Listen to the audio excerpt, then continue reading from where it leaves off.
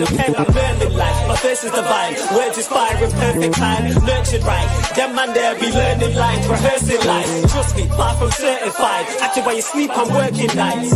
I want all the ups to feel like that Jurgen guy on Merseyside. Yes, guys. Yes, people. Welcome back to another live stream. Welcome back to another video. Another win. Another 3-0 win. Clean sheet.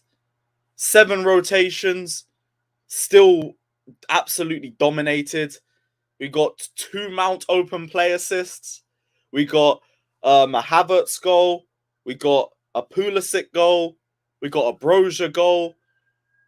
Like, it's been an unbelievable week. And the icing on the top of the cake, I got my Twitter account back.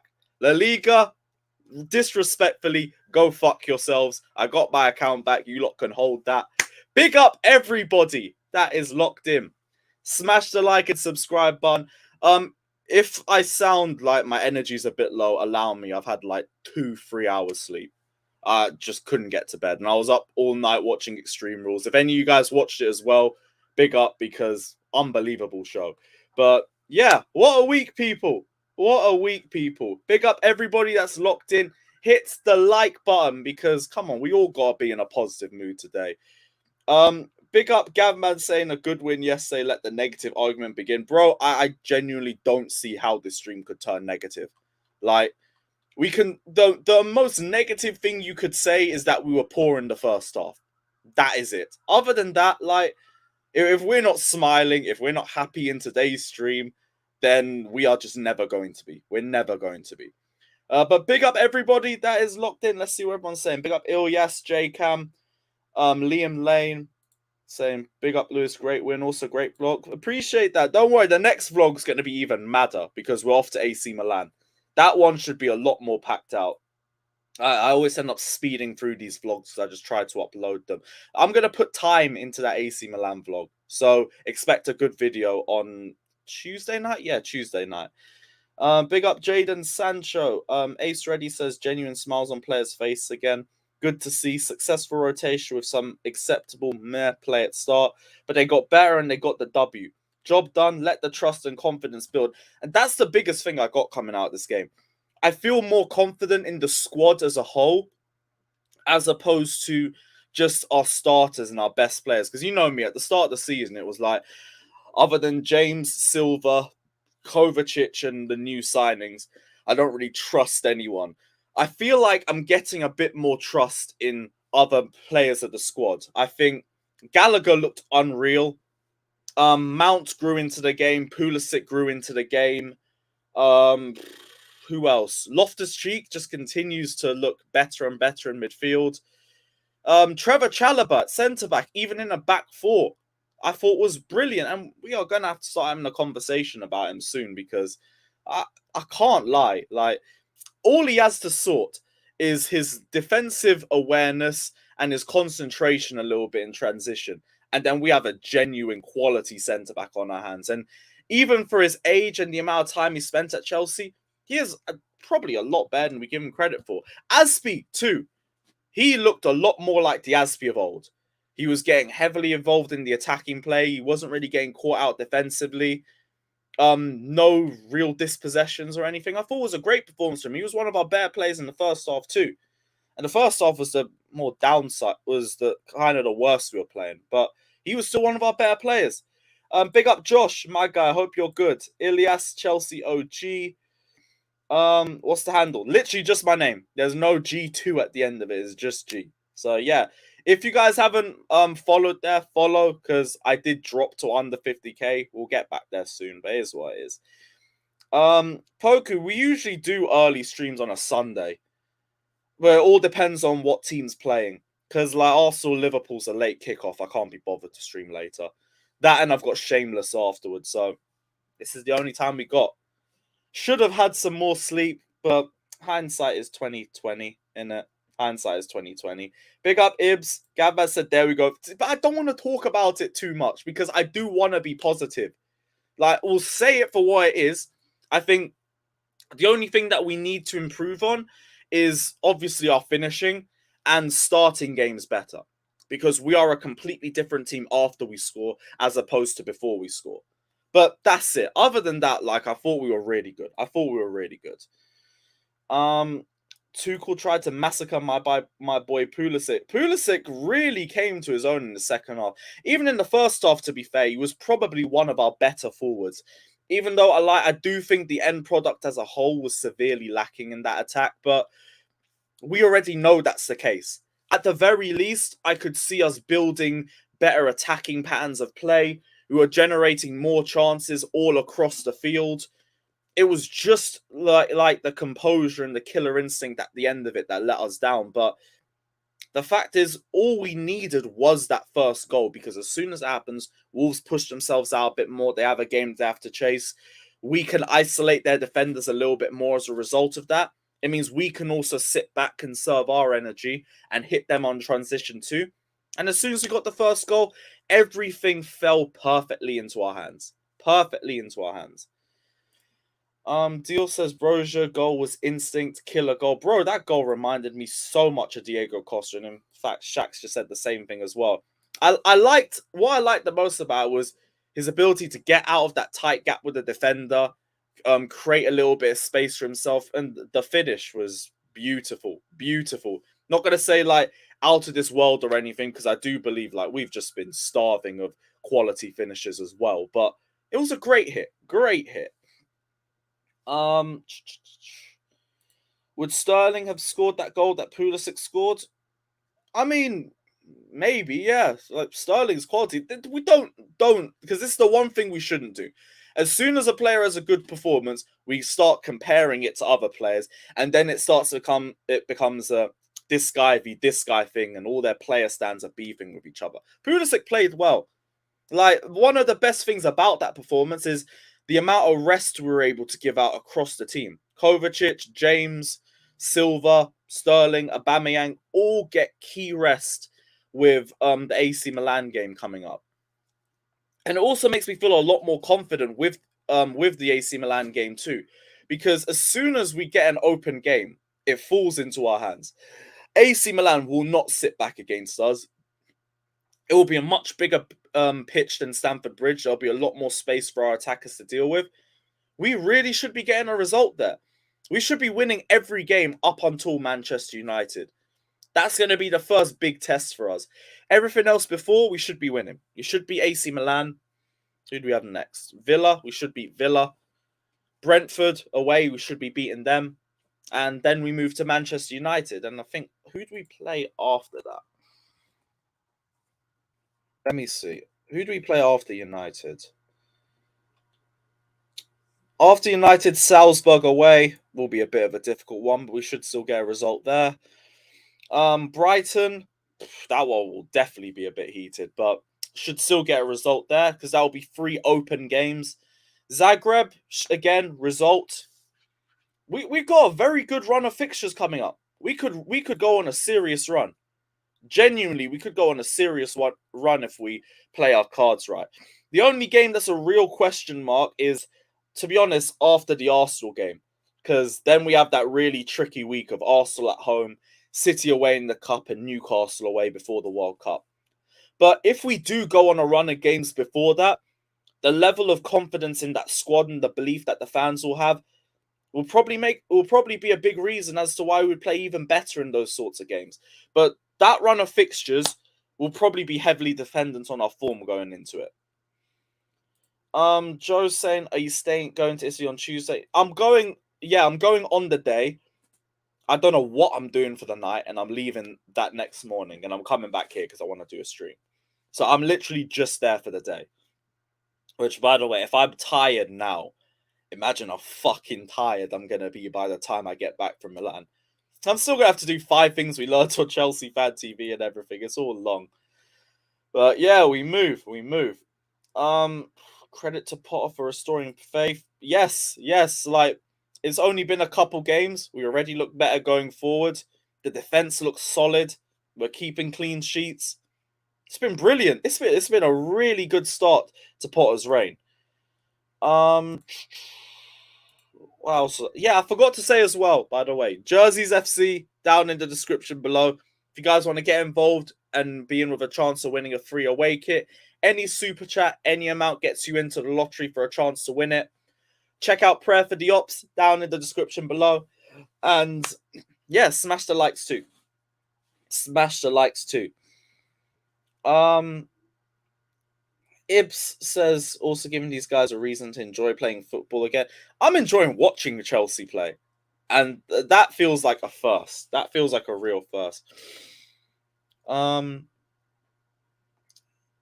else is everyone saying? Deal says, Kepa another clean sheet. Can't really say too much about Kepa. Every time he's being called out, he's doing his job and he's doing it perfectly. That's 2 clean sheets in a row for him.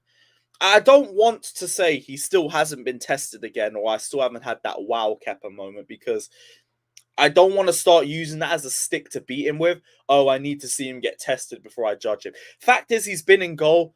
We're making less errors. There's less defensive errors. And we're keeping clean sheets. You could debate whether Kepa's responsible for that or not, but he's gone in and we look a lot stronger defensively as a result. And we're conceding less goals. Credit where credit is due. I know Matt's going to come in on his shameless bullshit and everything. And you know what? Fair enough. Can't even say shit at this point. Kepa's doing his job. Give the credit where it's due. Like, he's playing well. Like, I'd rather we play like this and have barely any shots to deal with anyway.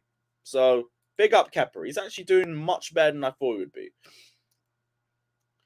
Lewis, you got to give Havertz his flowers. He was balling yesterday. Good opening goal. Like, we fucking needed that. And you saw how much the game changed after that goal. Do I think he played well? I'm not going to speak. I'm not going to speak, because if I speak, the stream's going to be negative. I really don't want to be negative after today's stream. So I'm just going to leave it. I'm just going to leave it. Taddy says, is the Pulisic hate forced? He got G&A. I understand all the frustration before the second half, because let's not sugarcoat it and let's not try and rewrite history. Everybody was frustrated before that goal. Low-key, we didn't look good in defensive transition. Like, we were lucky Wolves were shit. I thought going forward, we were very good in build-up play, very good in possession, but very wasteful with our chances too. But as soon as the goal came in, the floodgates opened. Wolves opened up, and we just absolutely dominated them. So, depends. Were people even hating Pulisic by full time? Because I saw that as a game of two halves. I really did. Second half, we were so much more confident. We had so much more better chance creation. We were taking more of our chances. Wolves just kind of fell into their shell and everything. I don't know. Because I don't think people were hating on Pulisic. We were getting at the attackers in the first half. But that was fair criticism. I didn't think we were doing that well in the final third. But it depends on what you're talking about. Were you talking about the half, or are you talking about the full game as a whole?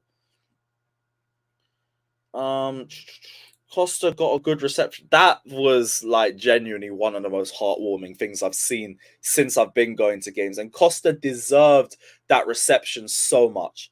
I'm really glad he didn't score as well, because it would have dampened the mood a little bit. But it was good to see him back. He was getting hella Diego chance before kickoff even started. I'm glad he took the long way out when he was substituted, because he deserved that lap of honor. And yeah, like, just really good to see him back. Looking forward to Wolves v Spurs, by the way, because this guy will bend mind, body, and soul to fuck Antonio Conte over. And I know it's going to be a crazy match too. I'm looking forward to it. Lewis, take the L on Mount. He has always been good. See, this is where you can't enjoy good performances, because player stands will come out of nowhere and say, I told you about him. I told you, hold the L. You're in the mud. You're in the mud. If Mount was consistently having open play assists and showing creativity, would we be criticizing him for it?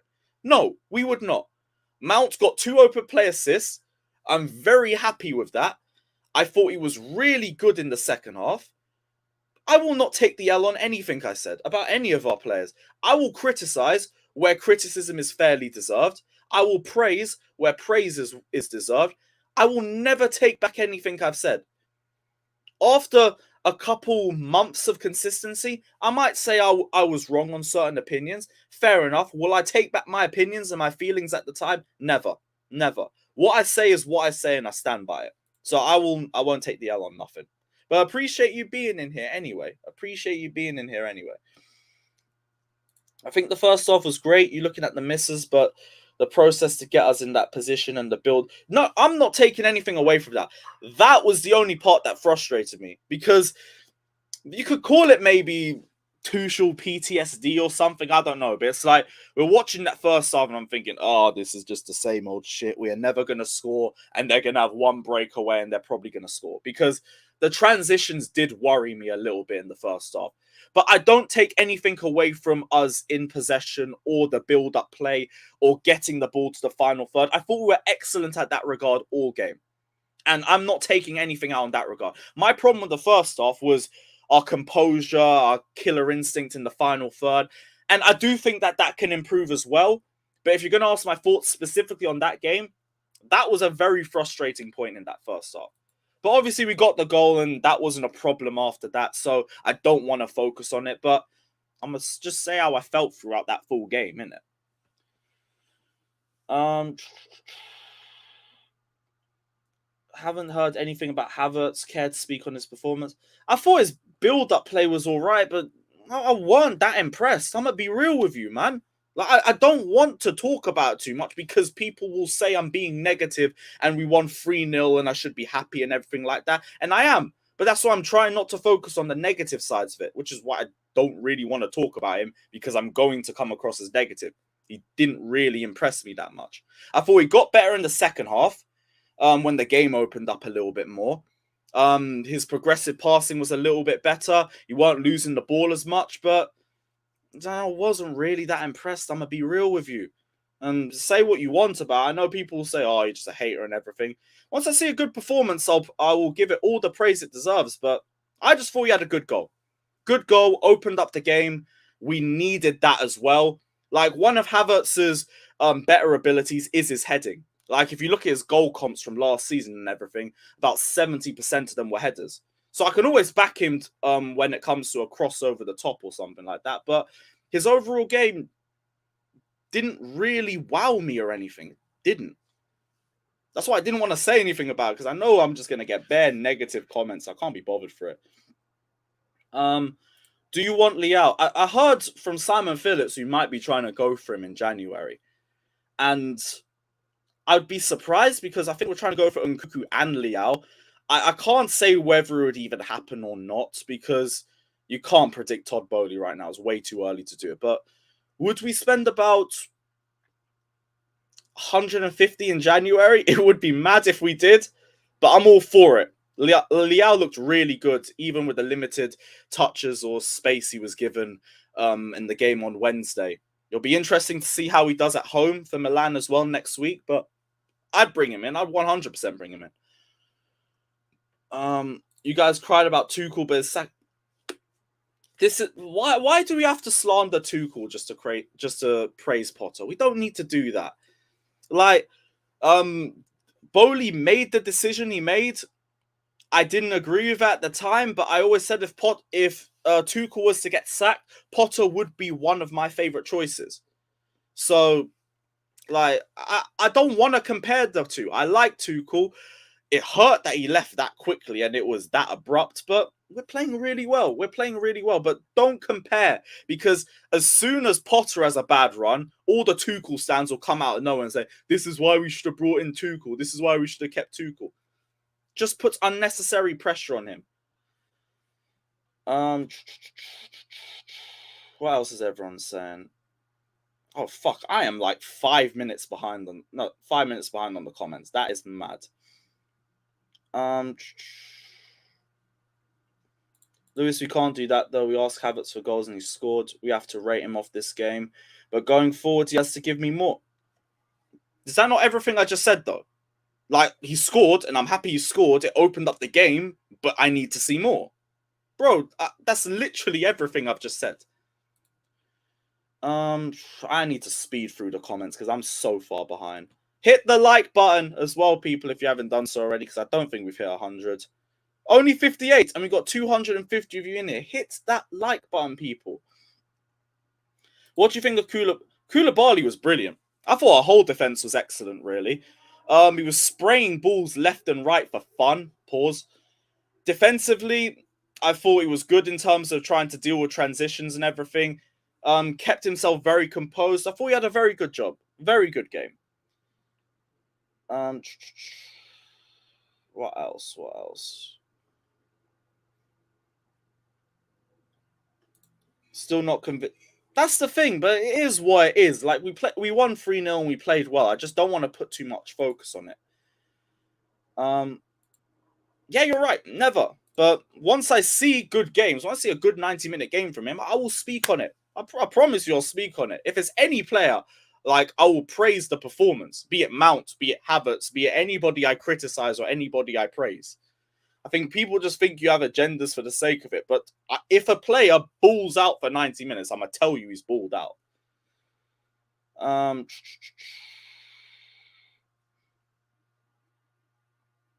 What else is everybody saying? Let me speed through this. Trev was awesome. Trev was so good.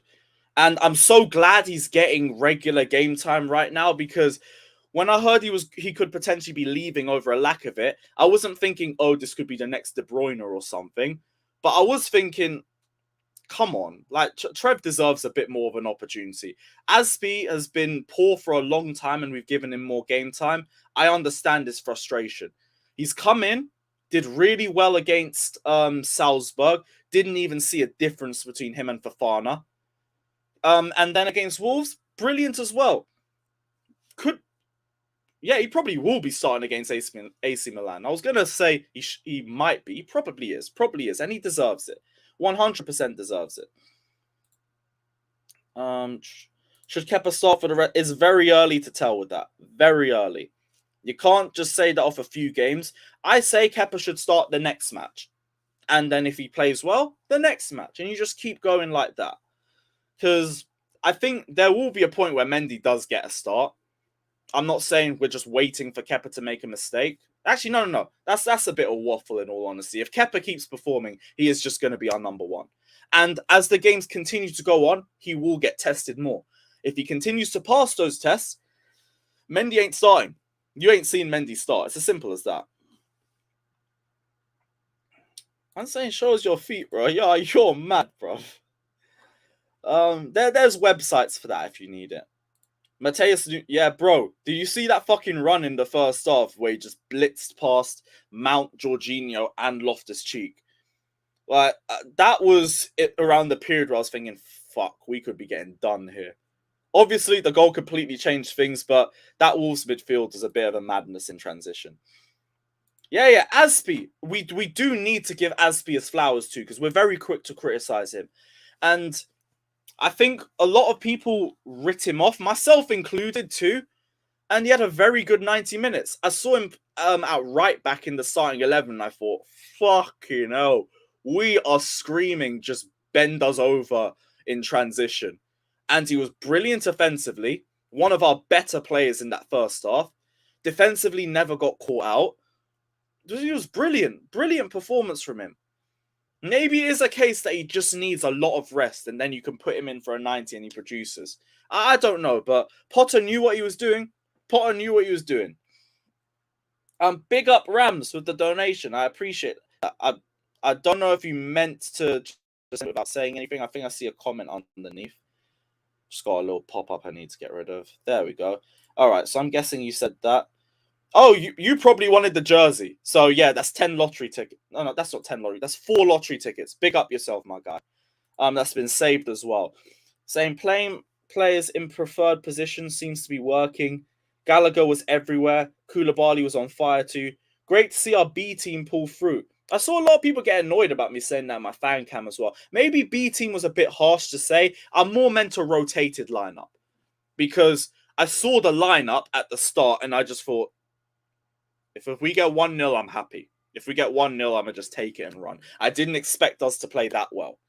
And that is what's making me feel a lot more confident in the squad as a whole. But yeah, completely agree.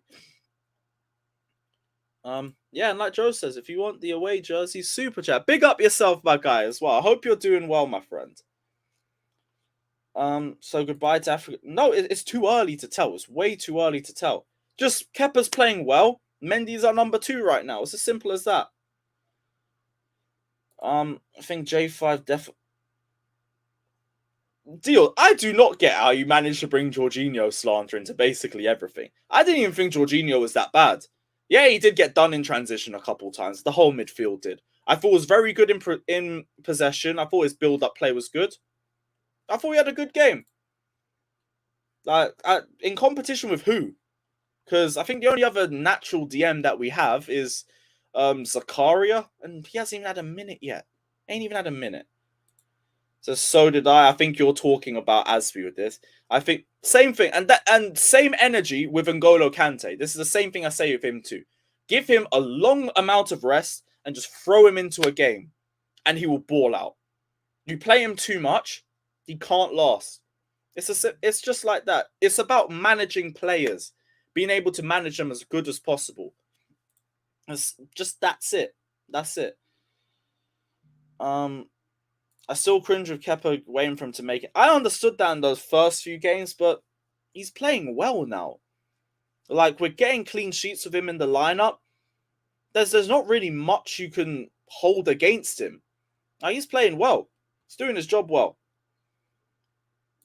The Americans are happy, the Yadars are happy, and the Cobham sexuals are happy. What a day to be alive. Damn right. Damn right. Toxic, I already spoke about that. I'm not going to go around it too many times because, again, people are just going to say I'm being negative, so I'm going to just leave it. Kante's done out here. Potter is planning without Kante. Not really. It's just our midfield's doing well without him. You don't rely as much on N'Golo Kante as people make it out to be. When he plays and he's on top form, he's probably our most important player, but that's when he's on top form. And when he isn't, we have other players that can fill in that position.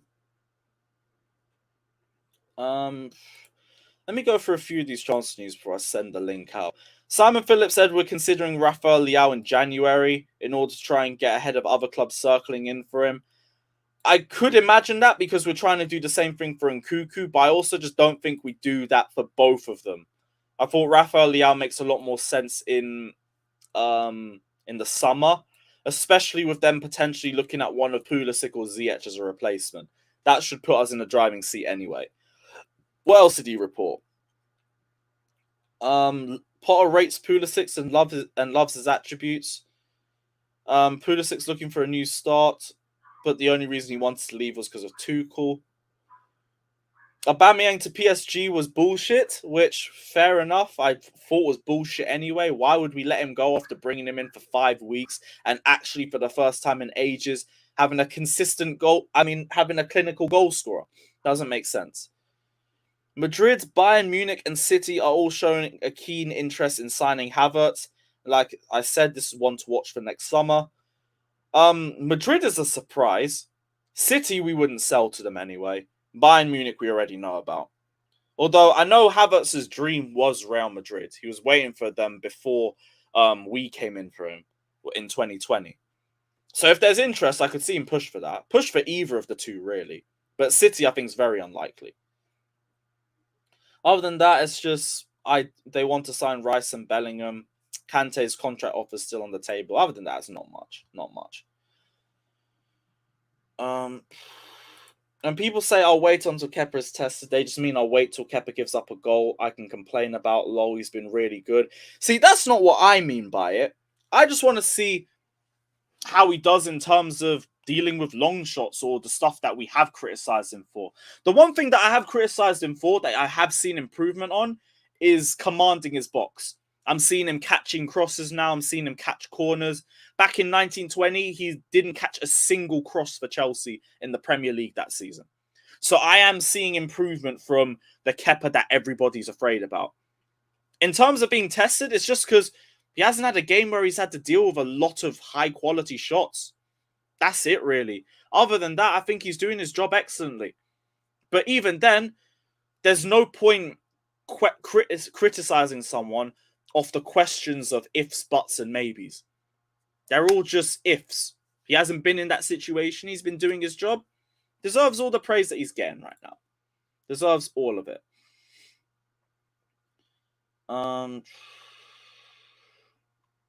What the fuck do we need Vardio for? I'm guessing a silver replacement. That's what I thought it would be. Checks Pie's tweet about Stamford Bridge. All right, cool. Let me have a look at that. Then I'll send the link out to everybody, depending on who's even out, because I don't know who's about. Chelsea have expressed interest in buying a 50 million site next to Bridge, has been part of the sale. It could form the base of Chelsea's planned 1 billion development in the state of the stadium. However, Boehly could face a bidding war. Didn't we have more issues in terms of building in Stamford Bridge, in other than just one site? There was the whole train line next to us. There was housing all around the bridge.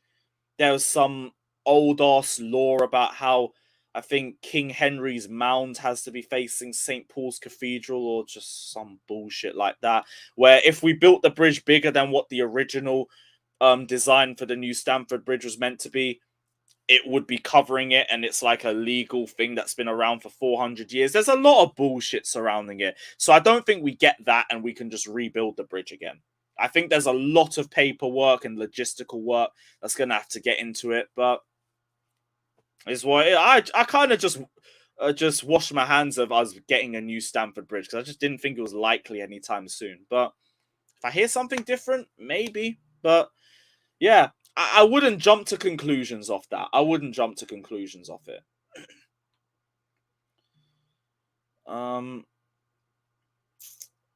Yeah, cool. I'm gonna just send the link out. Let me see who's about. While I'm doing this, as always, hit the like button. Drop a super chat if you guys want to help the channel out. And yeah, let's see what everybody is saying. I already know Matt and OG is going to be in here, but let me see what they're saying.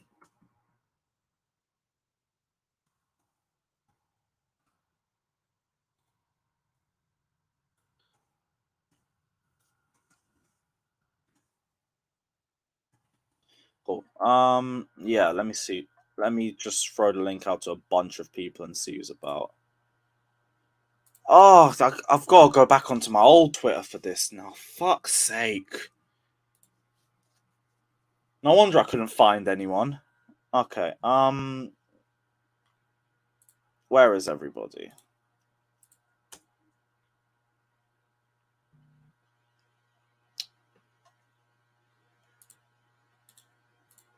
Bear with me, guys. It'll take a bit longer to send the link out now because I've got 2 Twitters now. I've got 2 Twitters.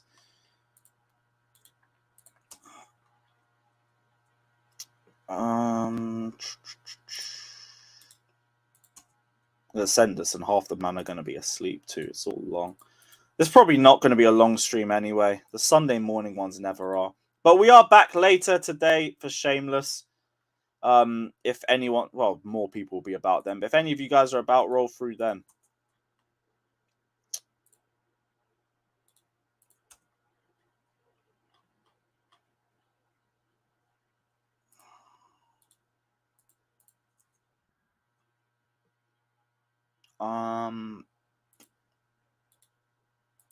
Cool.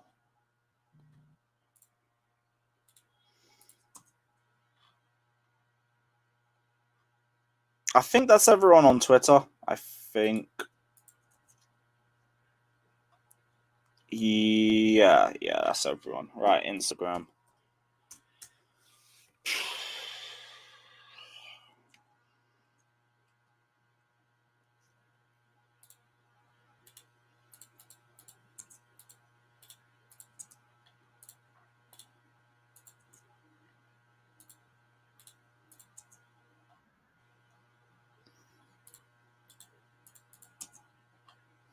Cool. Yep, that is everybody. Took ages, but we're here. We're here. Yes, guys. What is everyone saying? Big up everyone, man.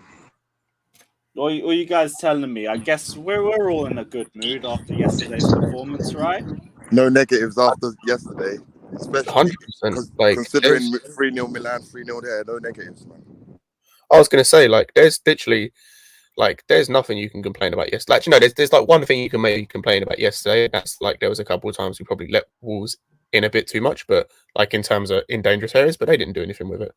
And apart from that, you can't complain. Like you really can't complain. You could even players that like I don't like I fully don't rate Pulisic and Havertz. I can't complain about their performance yesterday. I just can't. Same with Mount. Like I can't. There's nothing you can pick apart about yesterday's game. I don't think there wasn't a bad performance out of anybody. Like everybody played well. I think it was all just a case of when was the goal going to go in as opposed to if. I was a bit worried at some points in the first half. I won't lie to you. But as soon as we got the first goal, that's all we need. That's maybe the only other. Thomas has mentioned it in the chat. That's only the maybe other negative is just being clinical enough. Like weren't as clinical as I'd want, but we scored 3. Yeah, like because on the fact that in the last 2 games we could have had a goal, like an aggregate goal score of like 12, and again, no one would have complained and said, that's probably flattering us. Like, that's good signs. Like. Only been a few weeks under Potter as well. We're already getting attacking patterns. You know what I mean? More confident. As soon as we get a goal, the game is done. The game is done, and I think that's a very good base to build off. Because that's what we were doing. What we're doing. Well, I don't want to not taking it under. No disrespect to Tuchel or what have you, but we will get goals and then we'll concede. We'll kind of fluff it, throw away the game after scoring a goal. And this time around, we're actually capitalising off these goals, so which is really good to see. Restoring faith. Potter's got these guys enjoying football, which is the main thing. Enjoy your football, and you'll be confident enough to get results. So, yeah, this is good. This is good times, man. Yeah, like my man said, innit? No disrespect to Tuchel. No disrespect to Tuchel, but I'm not gonna lie. If it was more on the Tuchel and we had scored or we had kept missing, I feel like in the second half we'd probably lose or draw, honestly. I said no disrespect to you. You're lucky I can't pull your fucking name up. And plus, obviously, when we talk about Tuchel and stuff, we need to see there's 2 sides. There's the Tuchel when he joined and the Tuchel of the last. Yeah. I'm just going off the fact. I'm just going off like the recent results. Like let's say this season. I'm not saying portray in general. No, not at all. But like, if you want to, if I want to compare, say, recent results. Into Potter's recent results, you can see that there's more of it's more definitive. The wins are more convincing. Good performances change into good, wins. So it's not like a good performance and we don't get a win or we get a draw out of it. So we can just then take the positives. That kind of bit is a bit demotivating. But the fact that we got with good performances and top it off with a win, I mean, I can't really complain at the moment. 2 clean sheets, 6 goals in 2 games. It's brilliant. And I'll tell you what, one of the biggest positives for me is the fact that the fringe players came in and did their job. Like exactly, those that needed to step up. And you look at players like Asby. You look at players like no disrespect to them, but like Gallagher, for example. Like they did their job. Gallagher was the man yesterday, man. Oh my god, bro. I think a lot of people, maybe myself included, writ off Gallagher a little bit too. Oh my god, I didn't write off anyone. I didn't single out anyone. I was just trying to ease my expectations this year because I didn't feel that we were ready. But Ray Potter's got him going. Gallagher, oh my days, he was big up. Don't overgas him, brother. We all like what Gallagher's doing. Everywhere. More time. No, yesterday he was everywhere. He was up and down. A bulldog-like player, getting balls in. I thought, hang on, this guy's on the right. But he was actually whipping them balls in, getting them balls in the box. Brilliant. Fair play to him yesterday, man. Big up Gallagher, man. Hopefully he does a little appearance against AC Milan, bro. Everyone thinks we're going to lose in the San Siro. Like, it's a special place like that. San Siro is being, it's being destroyed next season. We're just going to bring the demolition a bit quicker, you know what I'm saying? Bro, I am very confident for that game now. I'm very confident because that's going to be an open match from the start. And just off the first few weeks of Graham Potter, the one thing I can see is as soon as we get an open game, it's Chelsea's. We'll take it easily. It's only when a team's sitting back where you even see us struggle a little bit, but we're now breaking them down like within time. It's a case of just when, not if, are we going to break them down. When you flying out? What? When you flying out? You going Gems now? Oh, I'm going on the day. Like a 7:30 flight on the Tuesday or something. Damn. And then I'm back 7:55 the next day. Yeah. So I don't know what kind of mess I'm gonna be in when I get back, but we better have fucking won. Yeah, it'll be worth it, bro. It'll be worth it, bro. One thing I like about yesterday as well, or the recent games, is we let teams have the ball more, because we don't like. That's one I had to complain about Tuchel. You don't always have to have 70% of the ball. Let the other guys have the ball, and then you can hit them on transition. We allow Wolves, even in the beginning of the first half, we just allowed them. So we allow you to pass the ball around, and then and they didn't do anything with it, and we hit them. Only Nunes is the only good player. Like I big up Diego Costa. I rate him, but big up Diego, bro. What you did? Did you say Diego? You think I wouldn't be joined, bro? That was the loudest chant of the day, probably loudest this season, and it was deserved. Costa deserved that farewell. And his comments, the post-match press conference were fucking hilarious. Well, he's been waiting years to fucking dig out Kante. Will Aubameyang get that though? Will Aubameyang get that? Will Aubameyang get what? At the in the Emirates, I guarantee they'll bring Aubameyang. I guarantee it. Oh, nah. Please don't talk about Kepa. Don't talk about Kepa. Don't talk about Kepa. Man got a green screen now. Please. Oh my God. Full screen me for a second. This is the man. Seriously, guys. Give me the flowers, guys. Give me the flowers. This is our number one keeper we're talking about right now. Bop. This is our number one keeper right here, guys. Kepa Arrizabalaga yesterday showed levels, absolute levels. He showed why he's our number one keeper. This guy's absolutely a fantastic leader. Do you see him doing the sweeper keeper stuff as well? This guy's a proper keeper. I said it back in September 2021. Kepa Arrizabalaga will overtake Edouard Mendy. You guys all laughed. Look who's laughing now, guys. Kepa Arrizabalaga is officially our number one keeper. This confidence, you can't kill this confidence. How does Mendy get back in this team? I'll tell you how he gets back in this team. He doesn't. He can go back play with the women's with Christina at Barcelona. They there. We know this, man. You are. Matt is unapologetic right now. Matt was saying this, Matt was saying this. Hey, top corner, sharp. All right. This is probably what all the Christians and doubters were thinking when I was doing all the prop. We already in October. Shove, Lewis. You never showed. Matt, seriously, it's already October, man. October, and you already. With all due respect, and I mean it in a disrespectful way. Thank God we got rid of terrorism. Thank you. Are we gonna go that far now? We got rid of. I don't get. Thank you, bro. Chilaban's really killing us out here. Let me say for people that did not want to ever speak it, we got rid of terrorism and we won. Now, like the reason why I said that is because why are you not talking about terrorism, man? Wait, Fata, I don't agree with it, but let him land because then we'll go on to it. Tuchel was worse than Al Qaeda, bro. Look, check it out. This is like you said, we compared Tuchel's first 6 months. I get it. It was the best new manager bounce we've ever got. We went to win the Champions League. You got to give him credit for that. But just the fact of watching players in their position look happy playing the football. You are still it's so great. It feels so good. Now, when these guys fail, you be like, instead of saying, why are they playing there? You be like, okay, how could they get better in that position?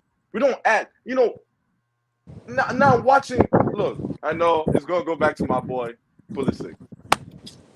I know a lot of people have said he's trash. I didn't believe them anyways. But just look at that goal he scored, right? The best thing about that goal was not the goal itself. It was the position he received the ball in. It was better. It was hold up. The position he received the ball in. Looking at the goal, 1v1 against a fullback. That is how you get the best out of wingers. So when you guys say, "Oh, players cannot take their man on 1v1," because they had like 3 players surrounding them under Tuchel. He loves players in the pockets of space. Then when you have players in the pockets like that, they need to beat 3 men to even look at the goal. Not playing right wing back. Just look at the position he received that ball and compare under Tuchel playing right wing back in Reece James' position. Tuchel made Pulisic fight for a spot against Reece James. You're still pissed that Lukaku didn't get put in the starting lineup. Thank you so much. Thank God. That's all I gotta say.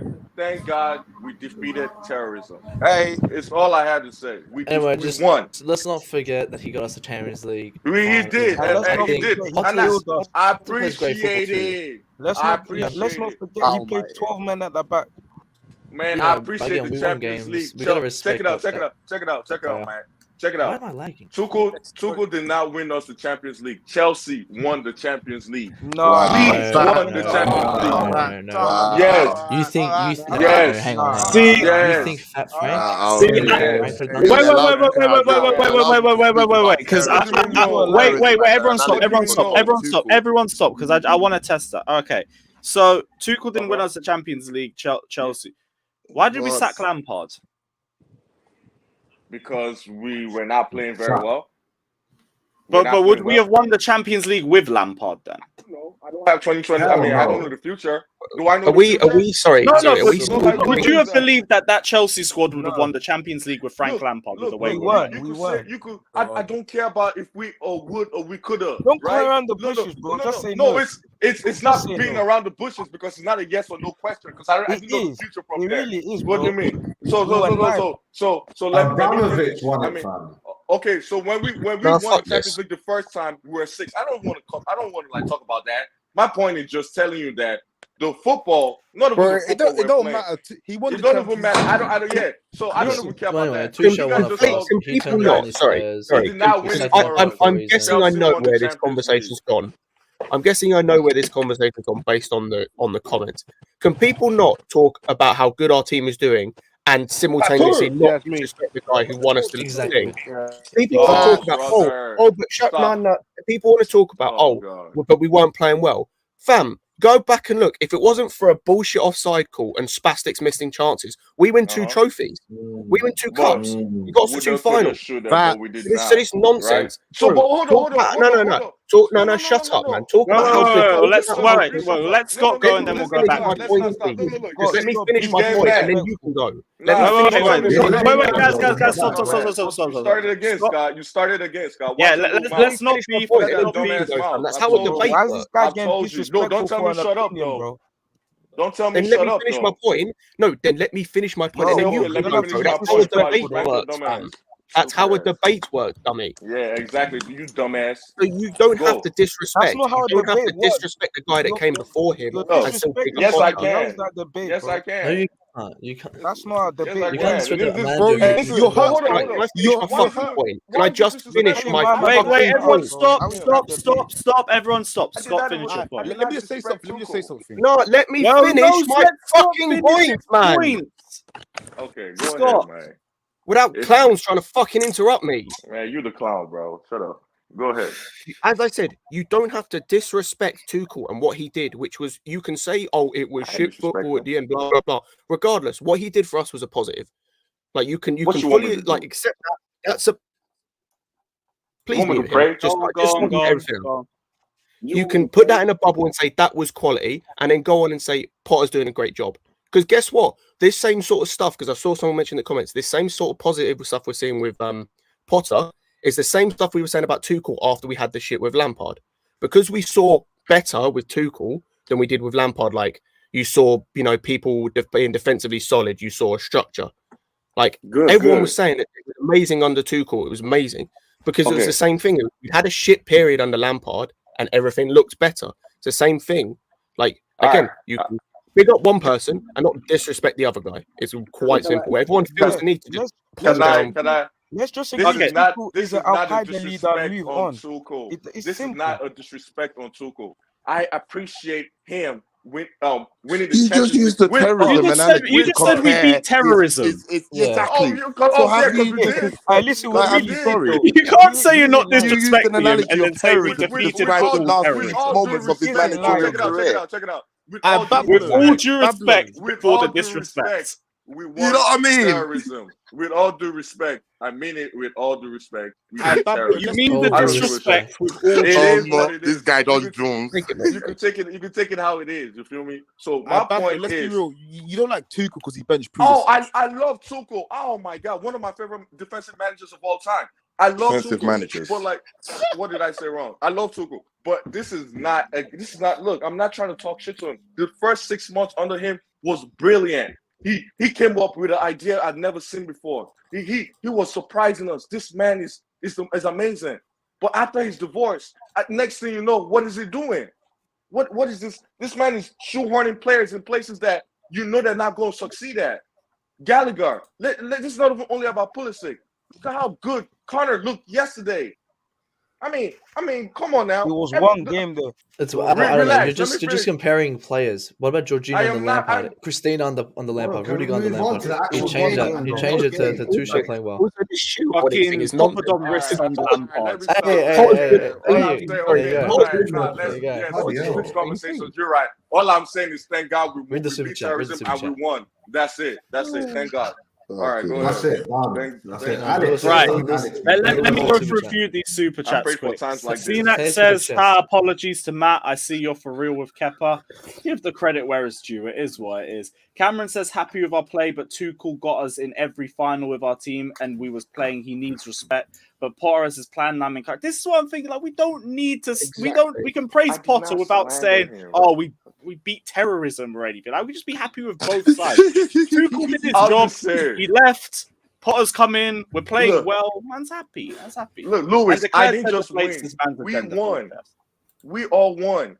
It's not just about me. It's about us. We haven't won shit. We won with Tuchel something. No. We won. We beat terrorism and we won. No, we didn't. Anyway, yes, no, Alex. According to him, Tuchel didn't win the Champions League. Chelsea Football Club won. I heard that. That's why. That's facts. I mean, what do you? That's not a fact. How is that a fact? How is that a fact? The Champions League is. Chelsea has 2 Champions League, right? Chelsea has. Bro, show your face when you're saying this. I don't believe you, man. Show your face when you're saying this. I reckon he's laughing out. Show my face, man. I've been 100%. Show your face. I'm not trolling. You're trolling. 2 Champions League. No. I know his like Tuchel opinion. He ain't joking. He's being serious. He's not trolling, bro. Nah, bro. I've been to Chalobah for a long time, but like this is not against him. Like this is. I'm just saying Chelsea won 2 Champions League. What do you mean Tuchel won it? Just like saying Di Matteo won it. Chelsea won 2 because we wouldn't have won it with Lampard. But check it out. Look, at the end of the day, look. Managers don't win. Players that gotta execute. Players execute. It doesn't matter how much you play. Okay, well, hold on a second. So why are you saying thank you to Potter then? If the manager doesn't matter, if the players do. I'm saying the players go out and execute because Potter puts the game plan and the players went to execute. Of course, Thomas put the game plan. But that's how. So Thomas deserves credit. That means that the players didn't listen to Tuchel's game plan. So that means that the players didn't listen to Tuchel's game plan. No. I just give Tuchel some credit. He put in a game plan. He put in a game plan.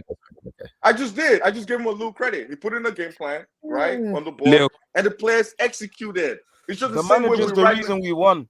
The manager's the reason we won. All that nonsense. Let's talk about how we won 3. I just want to know after Lampard, did you want Lampard to be sacked? I don't want any manager to be sacked. I love Tuchel. I told you. He's the great defensive manager. I told you. It's like I was full Tuchel, man. I don't want any manager to be sacked. Help me. I've never ever wanted any manager. Check it out. I've never wanted any manager to be sacked. Not Lampard. Not Tuchel. I want to Lampard out. I'm with OG. Tuchel was terrorizing. I just don't understand your sentence. Tuchel was terrorizing. Read the super chat. We won. Read the super chat. That's it. I don't even care, man. Go ahead. Read the super chat, man. Yeah, CNAC says thankful to Tuchel. Oh, by the way, this is all saved and you're in the lottery, by the way. CNAC says thankful to Tuchel bringing us our 2nd UCL in every final while he was here, but the terrorist ball needed to go. Both can be true without the disrespect. Thank you. But you're saying without the disrespect, and then you called it terrorist ball. It's like just pick a side. Pick a side.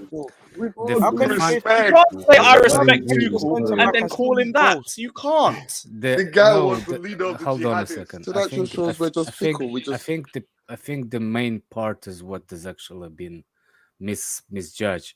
What happened was under Lampard was the players that stopped playing. It's not because of Lampard, it's the players that stopped playing. It wasn't about the Lampard. Lampard system didn't work, but the first thing they do, specific players, it's they just don't perform. That's it. It starts with the players. So the players stopped performing. Lampard gets under pressure. He got stubborn. Like everybody, it's like a human being. How many managers question the mentality, by the way? Since Conte, Mourinho, in fact. I was going to say, exactly the same thing. Let me finish. Then Tuchel came in. Everybody was so excited when Tuchel came in. We are playing so well. It was a terrorist football for the 6 months. New manager bounce, great. I love it. So are we in a new manager bounce now? No, we could be. Then we go and let him land, bro. Let him land. Then we go into another manager. And the funny part is, there's the same players, same manager, 6 months. Just don't do it. It's a players. If you're upset, I'm not. I knew it was gonna happen with Tuchel. I just hate it's because of the players like Pulisic and Savić that he got sacked. What? That's it. Then now we're going into the new manager bounce, and it's thank God for Tuchel is gone. So you see what I'm saying?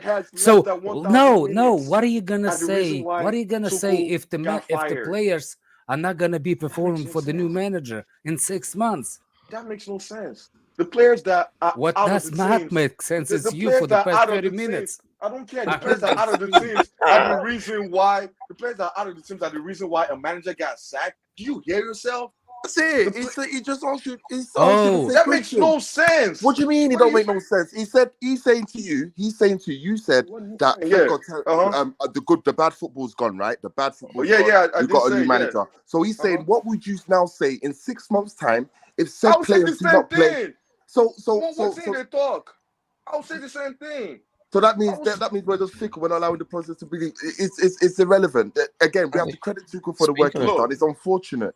It's unfortunate that it didn't work out. You're criticizing the players when we're not playing well, but when we're playing well, you're giving all the praise to the coach. I don't understand you guys' logic. We're giving players the credit to the players. You didn't hear us. We're praising all the players. The players that stepped we haven't spoken on it because you've been waffling. We haven't spoken on it. I'd say we've spent half an hour listening to you. I don't mind us moving on, but I can happily let the discussion cook as well. Tuchel is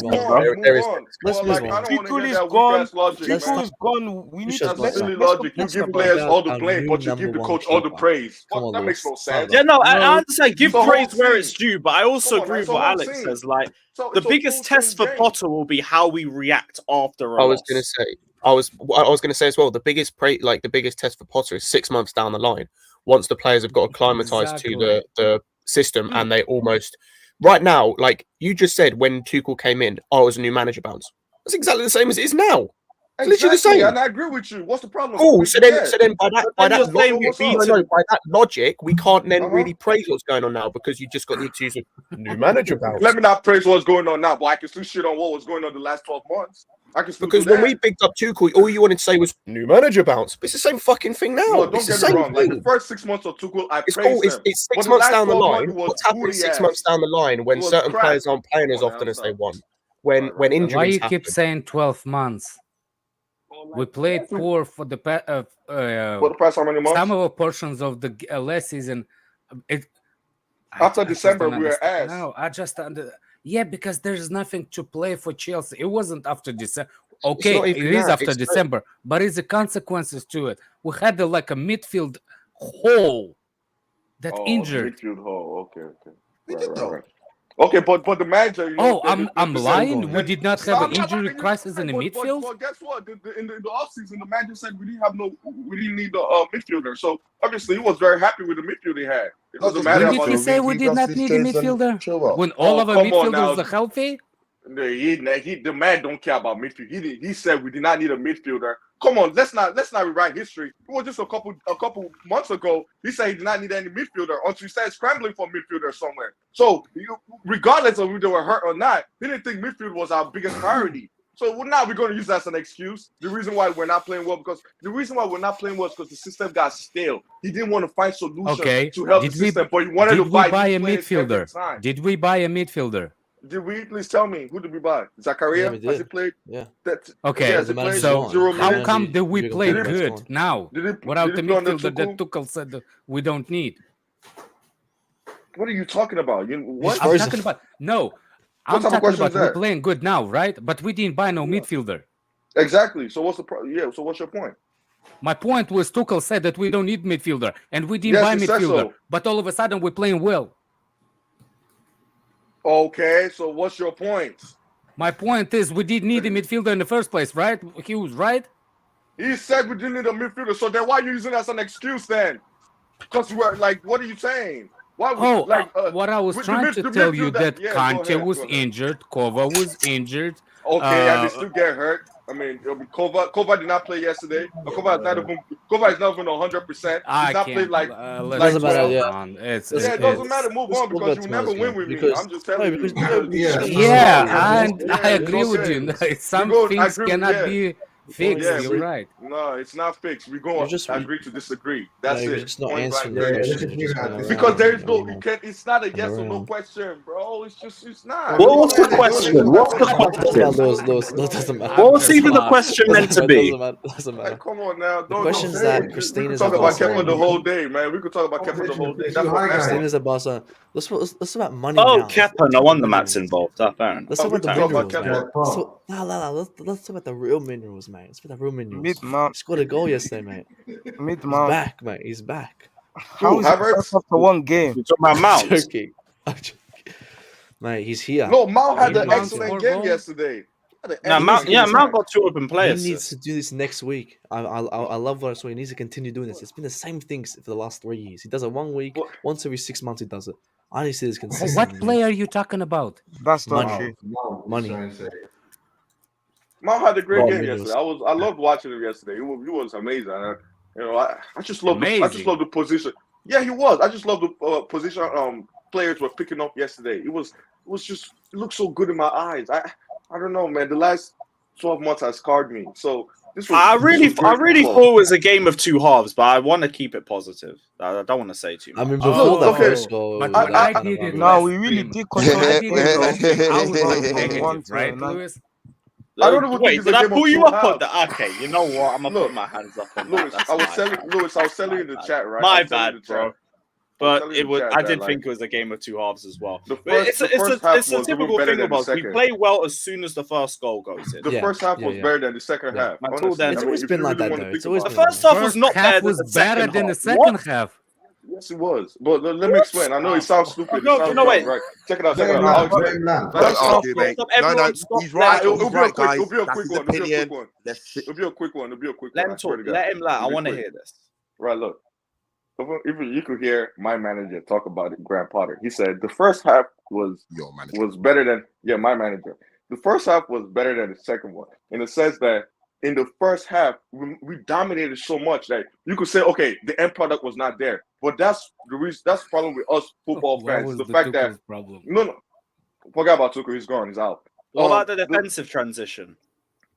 I mean, what they had like 1 chance. Is that it? What do you mean defensive transition? How many chances? Because Wolves were crap in the final third, but when they were breaking and we were in transition. Well, because you have Jorginho, in the middle that cannot stop. There's a one player. There's one player that literally came from all the way from defense all the way to the front. Yeah, single-handedly bypassed Mount first, Jorginho second. I mean, but look at Jorginho. I mean, okay, forget that guy covers ground. The first half was good. Hold on, let me finish. The way Jorginho just let that guy fly past him, and Jorginho. Let me not even talk about that. He was hold on a second. Hang on. He won 3-0 and man off. Mount played well. He bypassed first. Okay. I love Mount first, then Jorginho. The first half was a little bit better. It'll be quick, and I swear to God. All I'm saying is the fact that we all look at the misses, which was kind of bad, mostly from Pulisic, but whatever. He's a little rusty, You'll get back in there. But it's really the process to get into those dangerous areas, the build up, the verticality of our passes, the way we played in the first half. Even like the misses were like, oh, okay, I just had the confidence that one is going to go in. That's what that first half gave me. But I felt like in the second half, there was a period where we just stand, we have this feeling that we just let our foot off the gas and we don't perform to kill off the game as fast with that killer instinct. That's why I feel like the first half was better. It was?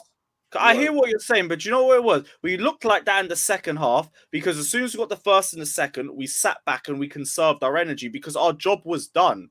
Wolves were fucking shit going forward. As soon as we get a goal, we can rely on ourselves defensively. You can sit back a little bit. The first half, the onus is on us. You can't really rely on yourself because last time our build-up play is better as a result. Wolves ended up doing the exact same thing Milan did. They took their only attacking threat off after like 70 minutes. As soon as Traore went off, they had nothing. It was done. He was their only threat going forward, and they took him off, and it was done. Dead. But I just believe like the first half just showed us what. Sorry, people are right. We won 3-0, fam, and people are still making complaints. Like, fuck me. I didn't have the rate how we They were 9-0 mauling of like City did to Southampton. The only way to explain yesterday's game is it's how substitution, how weak our team was in the 7 substitution from Milan game against them, because everybody was shocked, including me. I don't care who you are, but you were shocked as the starting lineup. And the players that are on the pitch actually played well to the players that we had against, because those are not the starters for Chelsea. You know why they played players stepped up. There's these guys like Havertz. Like Havertz, for example, is now the second option at striker. You've got like Aspi, you've got Chalobah, for example. All these guys stepped up. Exactly. That's the whole point. Mount got 2 assists. A number one team are actually rested, so that's the good and positive about this game. But if you're saying the first half was, this is what Chelsea's been for the past 2 years, all attack and fly, but nobody's scoring. That's what's the problem with the first half. But thank God we did score. That's it. You know what I'm saying? Yesterday in the first half, we attacked so much, and you looked at it and you felt like, yeah, Aubameyang will gonna put at least one of those, or Sterling gonna put at least one of those chances into the net. You see what I'm saying? You just thinking that one of those strikers that on the bench, they would have put those chances in, especially from Azpilicueta crossing into the box when past 3 of our players and nobody touched the ball. But I understand, Lewis, your frustration. But I'm not negative about the. Yeah. Do you know why 7 players came in and did well? Why those 7 players that we see, those 7 players that let me not say the word we.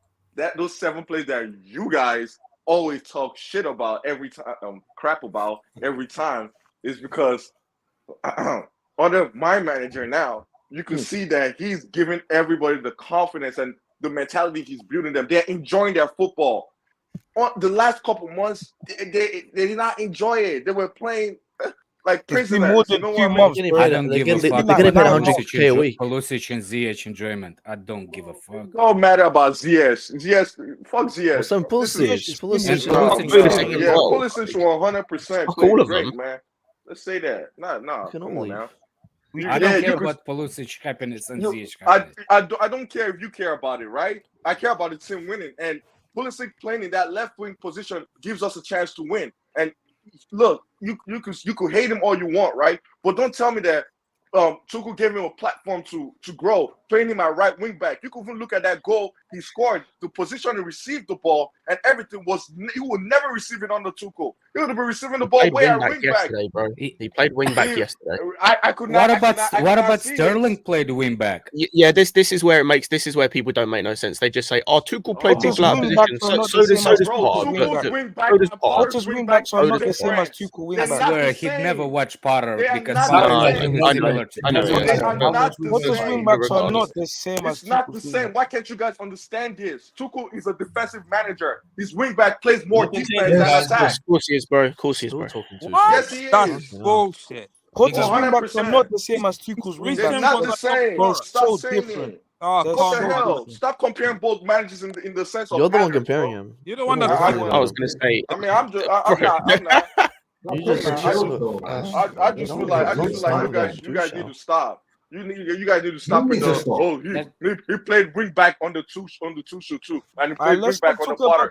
Not the same thing. Let's not talk about Tuchel now. Okay, I'm sorry. That man has scarred me for a long time. 100%. Cucurella scarred me. Yeah, I know Tuchel scarred us, bro. Anyway, I said you respected Tuchel, but he scarred you. I love them. Make it make sense. Make it make sense. Like, is it really that The last bad? few months Like, there was really? so. Anyway, we're moving on. Best defensive manager of all time. We got Tuchel. Let's go. Enlarge that R.I.P. number. Tuchel. Not defensive manager of the R.I.P. year. Christina. Defensive manager of all time, man. Give him credit. I swear to God, give him credit. When Depressing manager of all time. Defensive manager of all time. Yeah, one of the best defensive manager ever.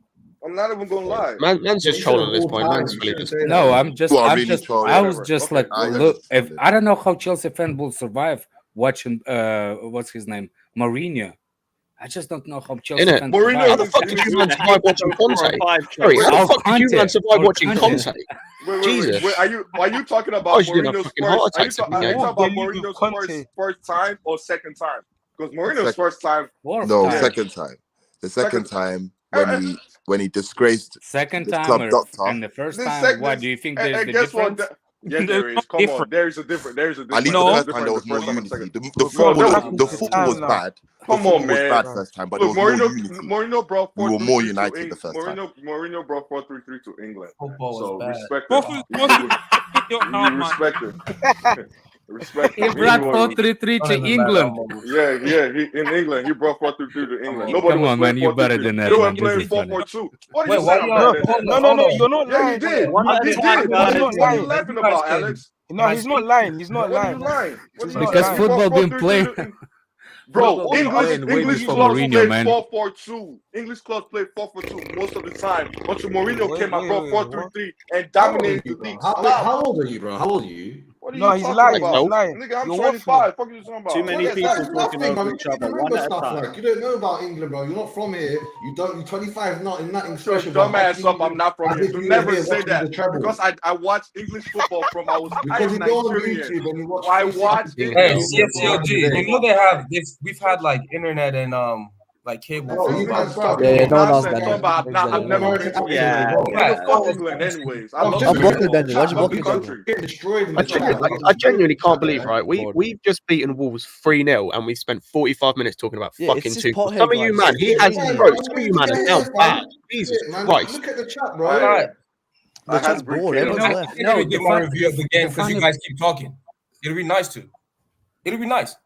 Can we talk about Cucurella and Chua? Yeah, Cucurella was brilliant, man. Amazing. Can you put Winter Surfer comment on? You obviously never watched Mourinho in 06-07. Yes, I was talking about the formations because I knew we had to experiment with a few because of all the injuries. I definitely watched him in 06-07. Thank you. That was my first season watching Chelsea.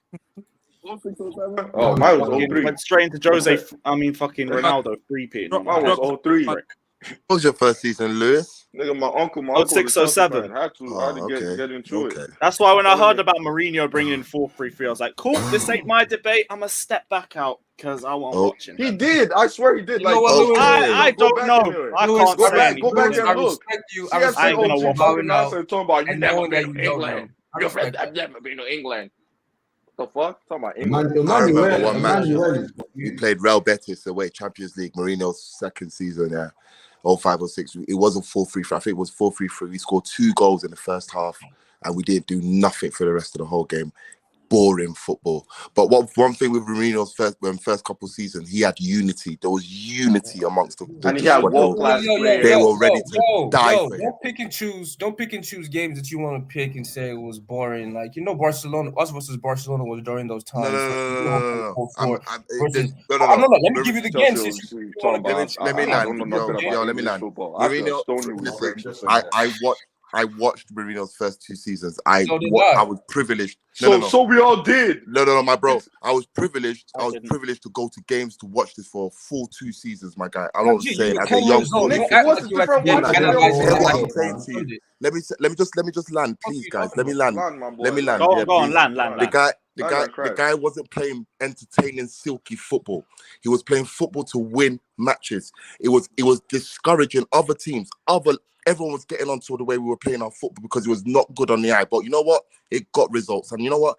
We wanted to be the most hated team in England because we had money and we were just winning games, but just doing it not the right way. And people hated it, but we loved it. Not the right way.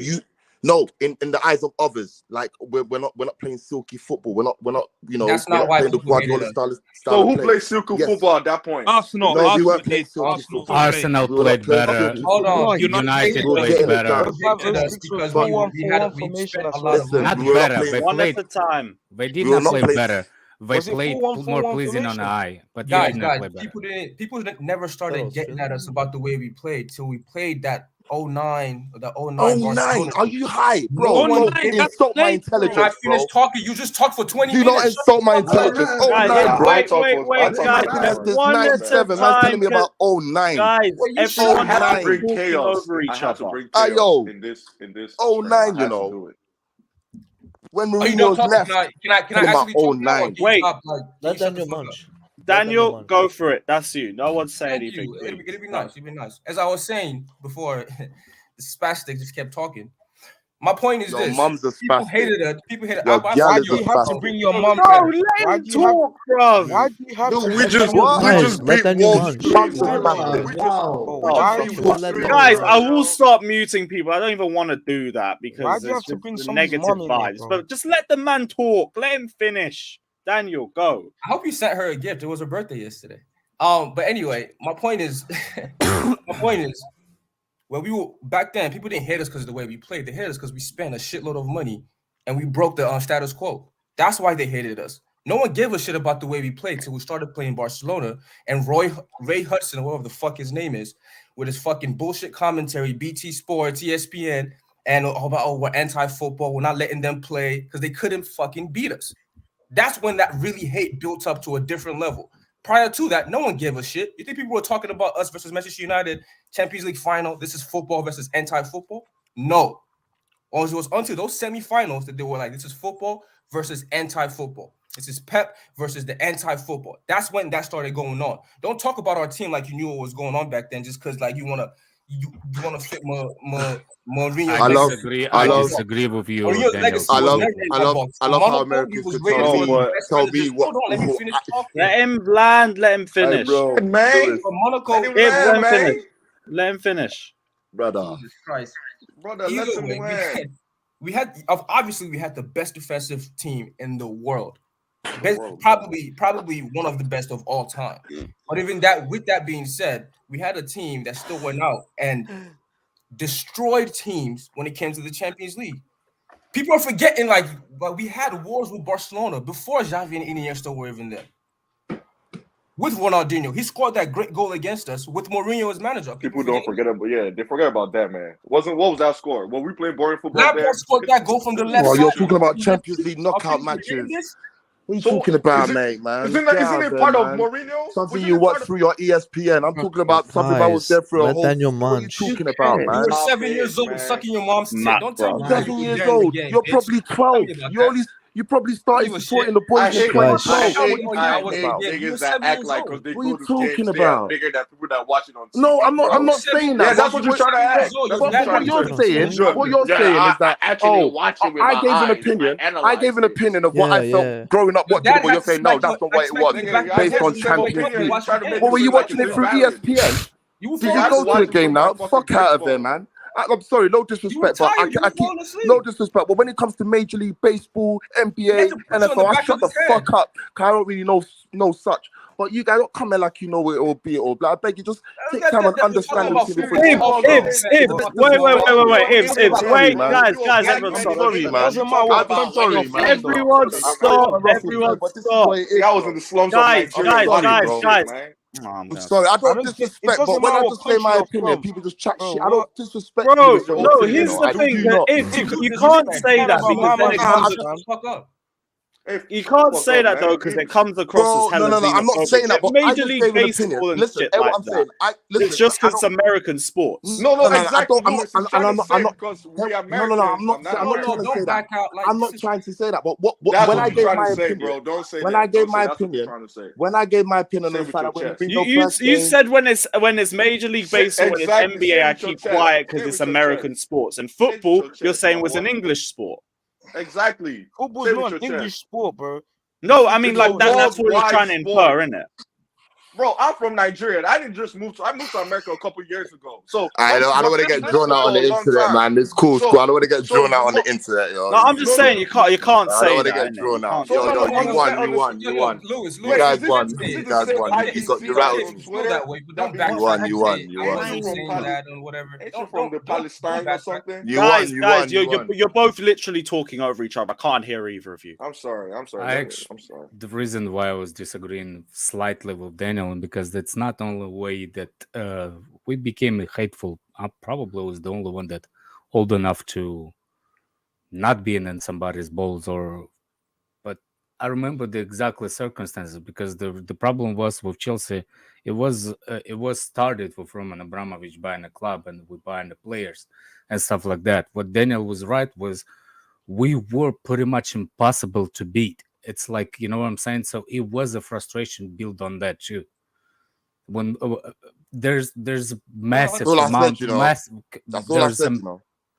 there's a massive amount of factors that included why Chelsea was one of like neutral's most hated club, especially in the local and Arsenal and stuff like that, because we played opposite what they were playing. But with all the Thierry Henry stuff, they couldn't beat us. That's the problem. You cannot say that we play attractive football based on 2 games in the knockout championship league, but you can say that there's specific majority of the games when Mourinho first came, it was pragmatic. It was not negative. It was pragmatic. We had a great midfield, we had a great defense, and it was like a great wall of China. It can be penetrated. We are not pleasing on the eyes majority of the games. That's exactly what I said. And they won't crucify me. But this is the problem. You do not hear each other, but let him land because he's trying to finish his point.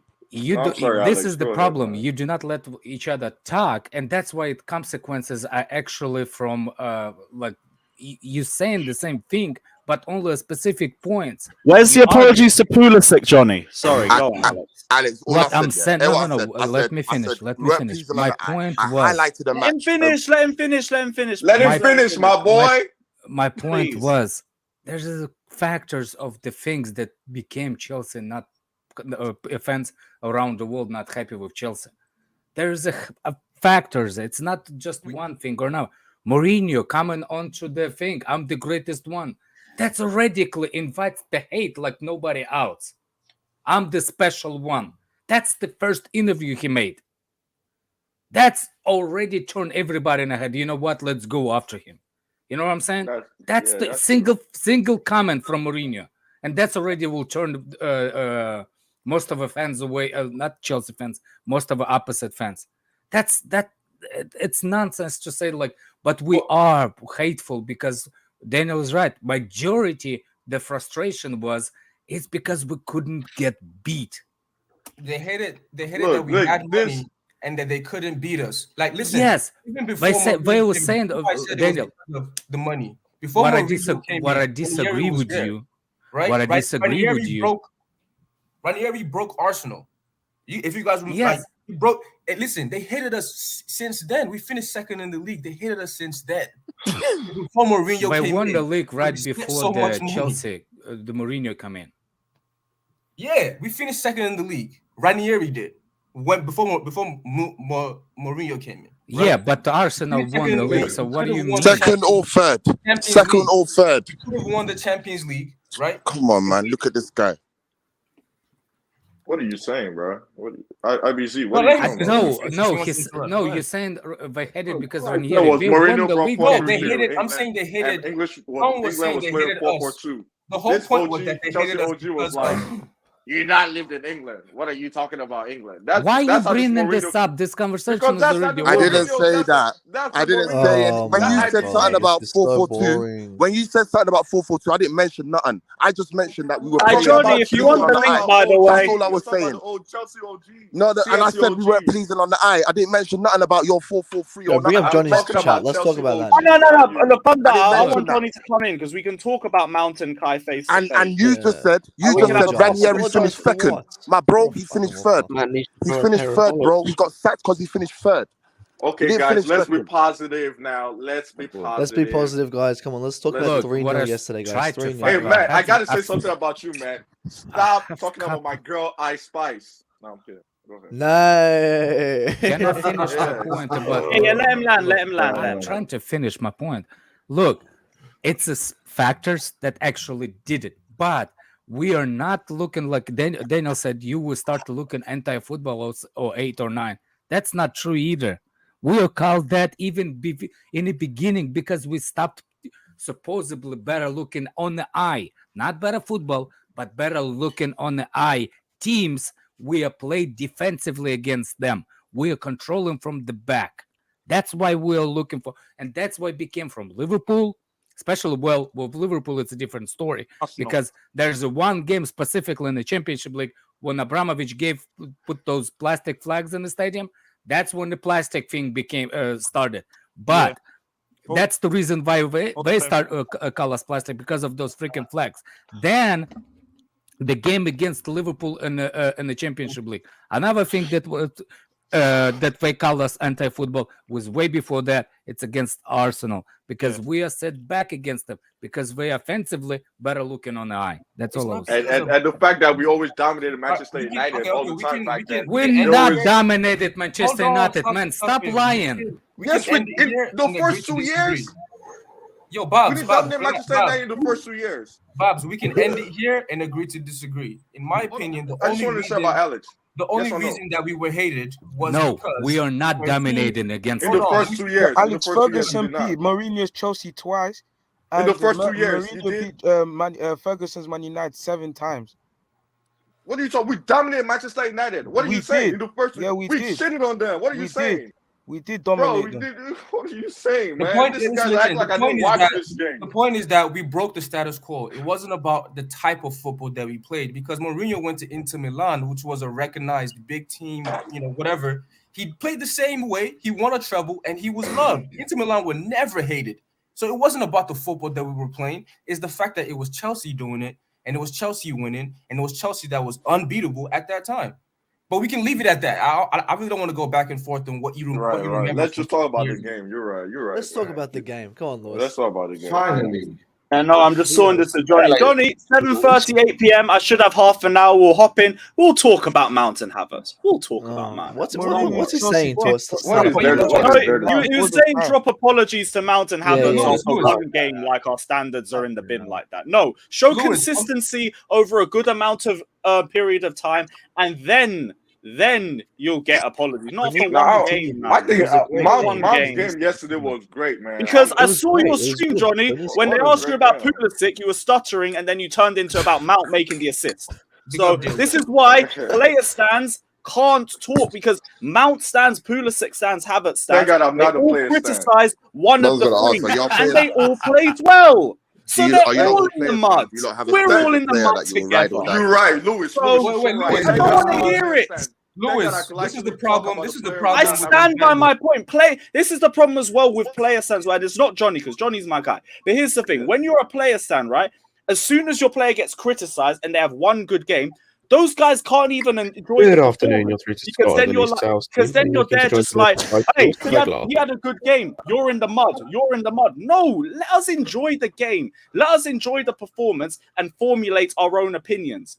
Because these player stands, wars and everything are only just going to make the fan base more toxic. No problem. Let me just see if he's in this.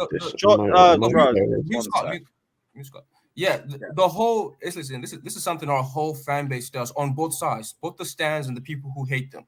Is we can never recognize, or even with the criticisms. We've stopped as a fan base. We've stopped criticisms. All we have now are agendas and this and that. Right. That players will never have a good game. to certain people, certain players will never have a good game. To certain people, certain players will never have a bad game. And I would just like the fan base to stop being dickheads, analyze a game for what it is, enjoy a win that we haven't had an enjoyable win in 6 months, however long it is. Whatever reason you want to, I know people love Tommy T and you want to absolve him of whatever you want to put on the players, whatever you want to do. That's cool.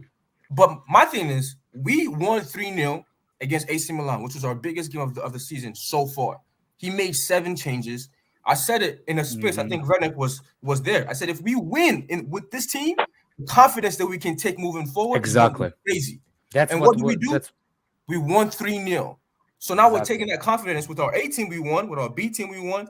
We've rested. We have about That's exactly my point.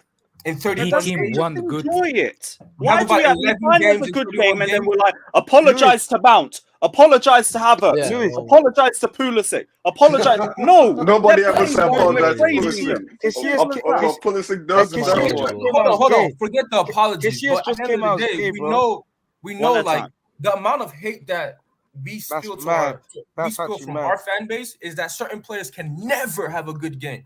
So when they do, their fans or their stands are going to be extra aggressive by letting you know that they had a good game or they did this. Like even someone like Kepa, right? Listen, even someone like Kepa, I think Kepa is one of the worst players we've ever had in this club. But the last 2 games, he's played well. So when he plays well, he's played okay. He's done his thing. It's cool. I have no problem with that. You know what I'm saying? But I don't know what even also having made my personality on Twitter about hating Kepa. I haven't made my personality about hating any player. So if that player plays well, I can give them credit. Me and Babs disagreed on Twitter about how Pulisic was playing, but before he scored, he's not a Pulisic stan, by the way. But I'm not like exactly. No, hold on. I know you are, man. But I gave him credit. I said, you know what? I don't think he's been playing, but that was a great goal. Amazing goal. A great goal to me changes games. He played well second half. He played well moving forward. Cool. So you don't have to be like, in your eyes, this player can never do anything wrong. Also, the criticisms should actually be criticisms, like not hate. You spend 30 minutes making jokes. You spend 30 minutes clowning them, and you have like 5 seconds or 5 sentences of actual criticism. Oh yeah, maybe his passing in this should be better. Maybe he's this, maybe he should have done this in this game. That doesn't really happen. You know what I'm saying? Like it doesn't really happen much. I definitely agree with that. We built this stand versus hate versus this fight, and now we can't bitch about it. This is what we did. Well, so like Pulisic bias aside, I'm the type of person that will always look, I'll always criticize and support a player just literally based on how they play. Like with me, Pulisic will have a bad game or whatever, and let me know if we're using Mount. Like Mount yesterday, I've been on the Mount's head. Like he's not been having a good game. Why is he starting over and over and over? But yesterday, I can admit that the positions he was taking, the way he connected 3 of those attackers together, he just had a very good game. So I feel like this. Not even just stands or fans, right? Chelsea fan or football Twitter as a whole, once they don't like a player, or they've had a narrative on a player, it sticks for life. Like nothing could make them analyze the player right. They just say, "Oh, he's shit, he's garbage." Instead of asking, "Okay, why is he not playing well? What is the reason why he's not playing to the point we've seen him before?" It's just, "Oh, he's garbage. We need to sell him. We need to do that." And that's not how to analyze. That's not how to analyze a player, But I'm sorry, but I disagree with that. If I don't like the player, I don't need to fucking analyze him. Why he's hurt? Why his mental issue is. But then, you can be honest about that. You don't like the players. Yeah, I can be honest. And I've been like I've said it. There's certain players I just don't like. Like they just don't suit me. Exactly. I don't like. If I talk about them, it's gonna come with a certain level of bias. You can call me a hater as much as you want. I'm not talking shit, but that's just Jorginho yesterday played well going forward, play like shit in transition backwards. But that's not what it is. That's not why. That's how to say. But that's. It's not your focus. It's not your focus. We've watched him for however long. To know what his strengths are, what his weaknesses are. So we know, at this point, me and you used to talk about Jorginho all the time. I stopped. I don't even tweet about him because what's the point?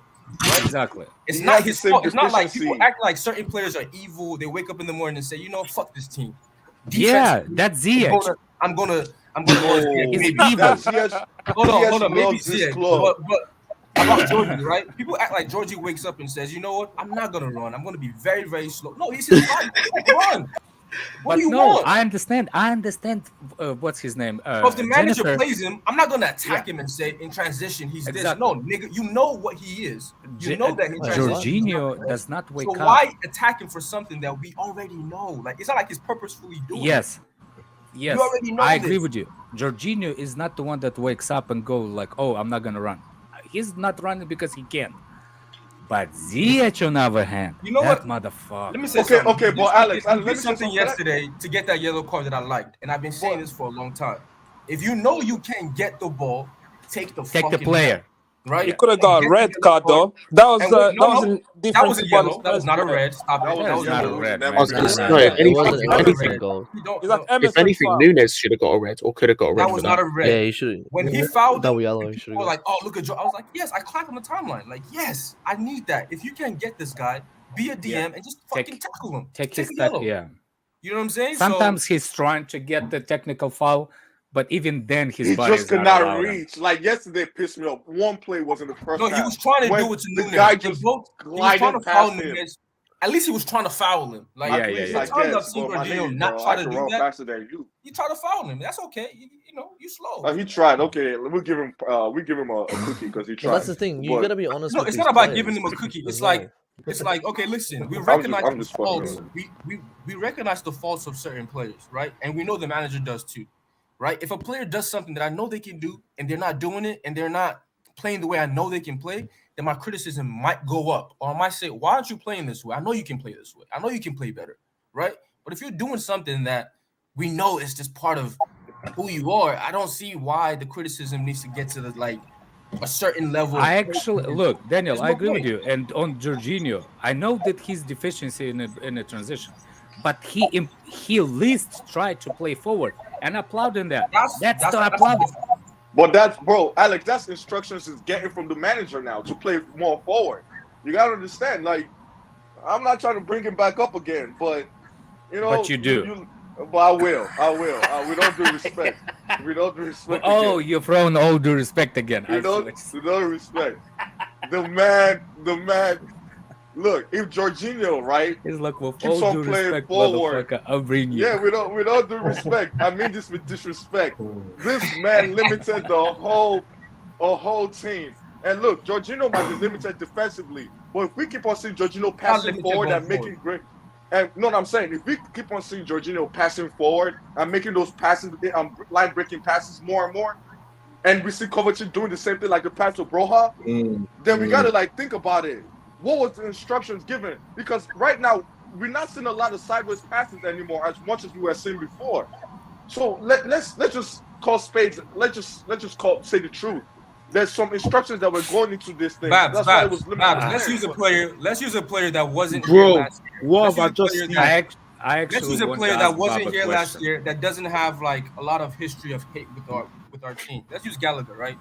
Right. We saw Gallagher's first two games. Oh my word, Gallagher does not have a hate. Hold on. That doesn't have a history, a hate history. No, with our history. team. Say history. Yeah. Go Gallagher came in, right? The first two games, terrible. The fan base killed him. He cannot play in this team. He's not useful. He's It's trash. not Chelsea quality. He's That's this. their favorite word. He's not even useful enough to play against Crystal Palace, teams that he was destroying last year, right? I'm like, there's no way you can say this. He's being used wrong. Use him the right way. He can give us something. You know what I'm saying? Now, Porter comes in, and this is a part that we have to understand. He comes in, he's never even looks to play him in a double pivot, or as a what? Like you never. You're a number 8. You're maybe an attacking 10 even, right? But you're not gonna play. J-Cam, get off You're the not gonna dildo, play man. as a Stop number giggling. 8. So that's what he did, right?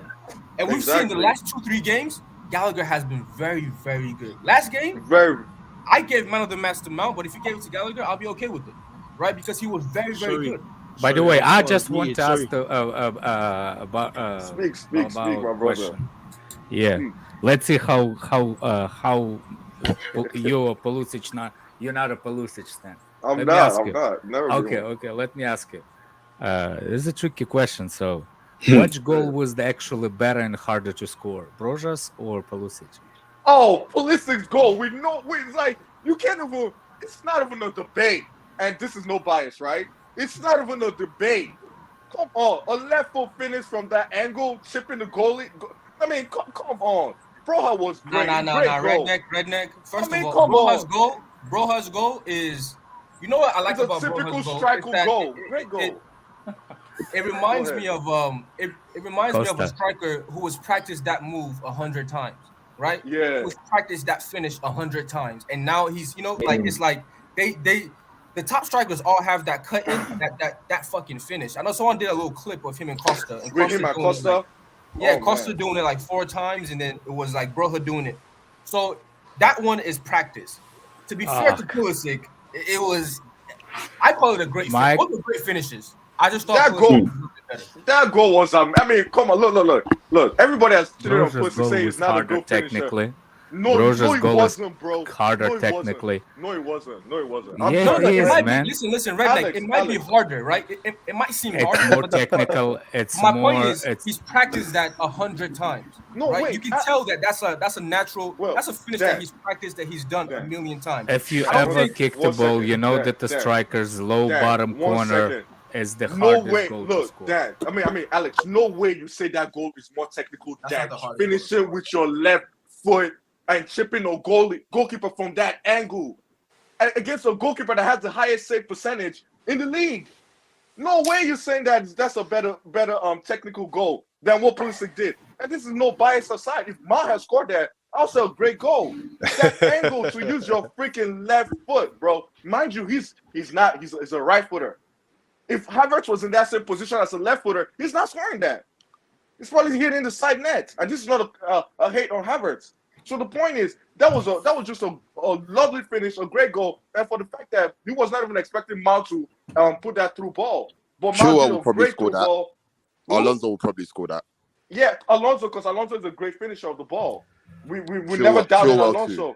I don't know about that. I think Chilwell would have scored that. Yeah, you might not know. I don't know about that. You see what we're doing again? We've delved into let's devalue. No, because Alex it was a great goal. I'm happy for Pulisic. They were both great goals. They were both great goals. They were both great goals. Guys, we're playing 11 games in like 30 days. Hell yeah. Pulisic, we need Pulisic to play well. We need Broja to play well. We need Gallagher, all these guys, because like our starting lineup can't start every game.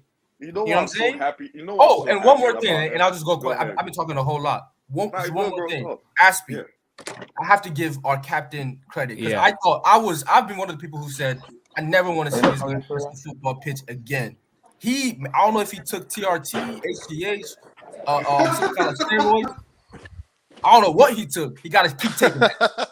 Take that shit before every game. You saying he's taking? Are you saying he's taking dick pills before the game? What's going on? Whatever you got to take. It's Viagra. He's taking Take it, bro. Take it. Take more. Because he was playing at a crazy level. Like he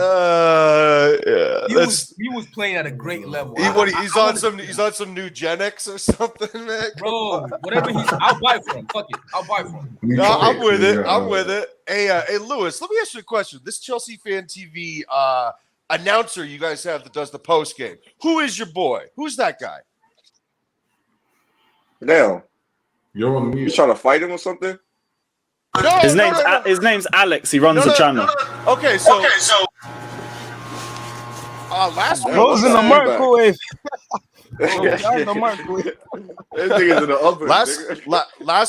Last week he said we were not going to get top 4. He did an entire video on it how we're not going to get top 4. What is with the negativity? We're definitely going to get top 4. I didn't watch it. Did he say why? Why did he say? I don't care about why.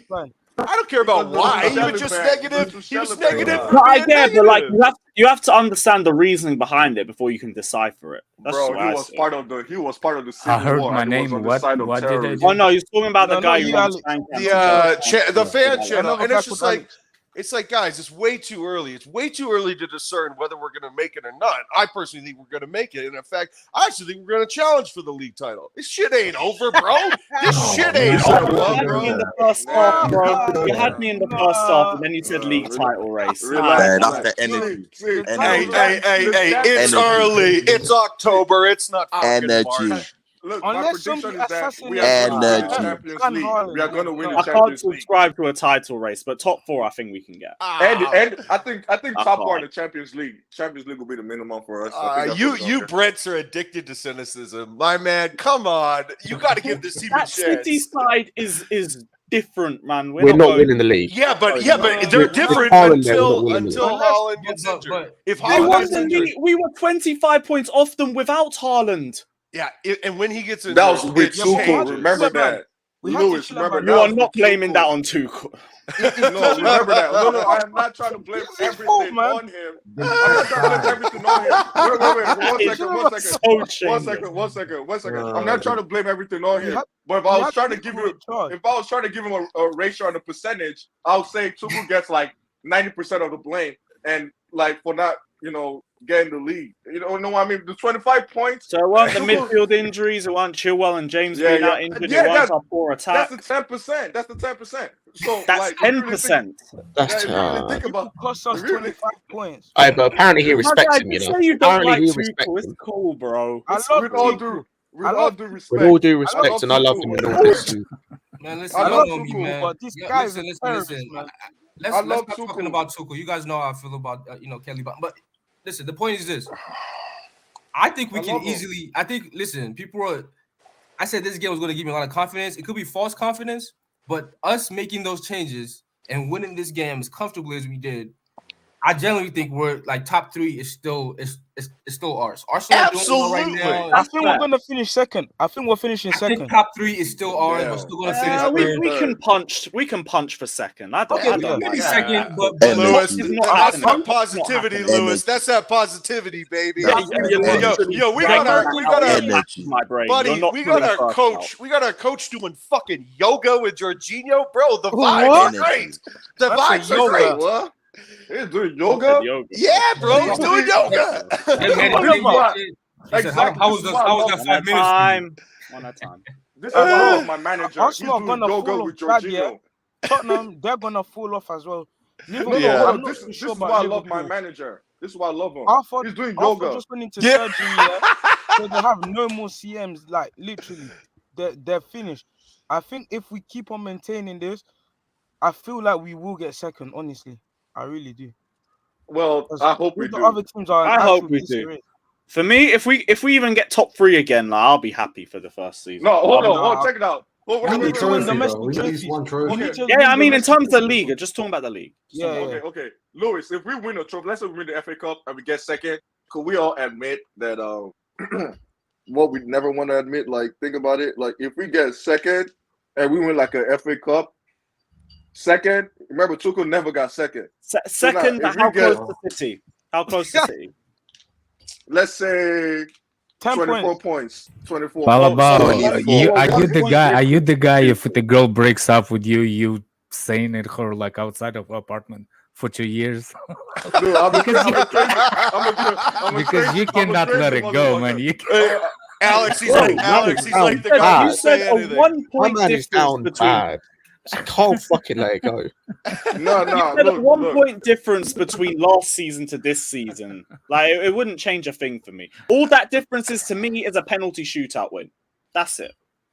Oh wait, but who cost us in that penalty shootout, man? Remember the cup that we lost? Was it the Minerals? Was it the Minerals? Kepa. Oh, the Minerals. No, but I mean, like, I wouldn't blame him specifically for a shootout miss. It's like, a penalty shootout. It's a 50-50. And here's the thing.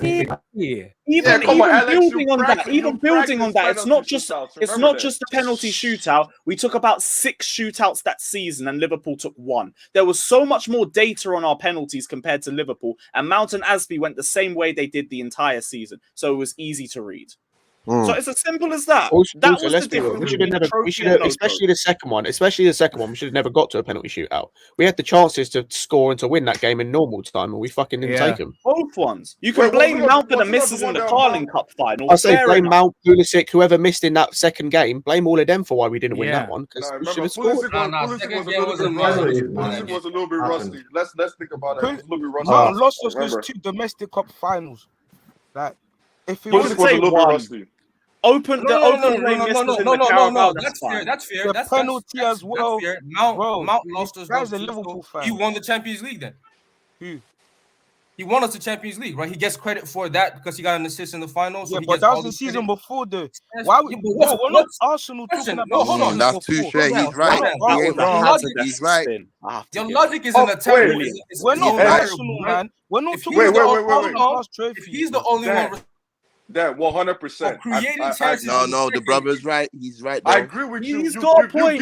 He's the only one responsible because he didn't score his penalty or whatever. If you can blame Mount for the Carling Cup, exactly 100%. That's how it goes. It just goes like that. Let's not jump on JCam. He's a young guy. He still goes to the Trump University. He's just learning, man.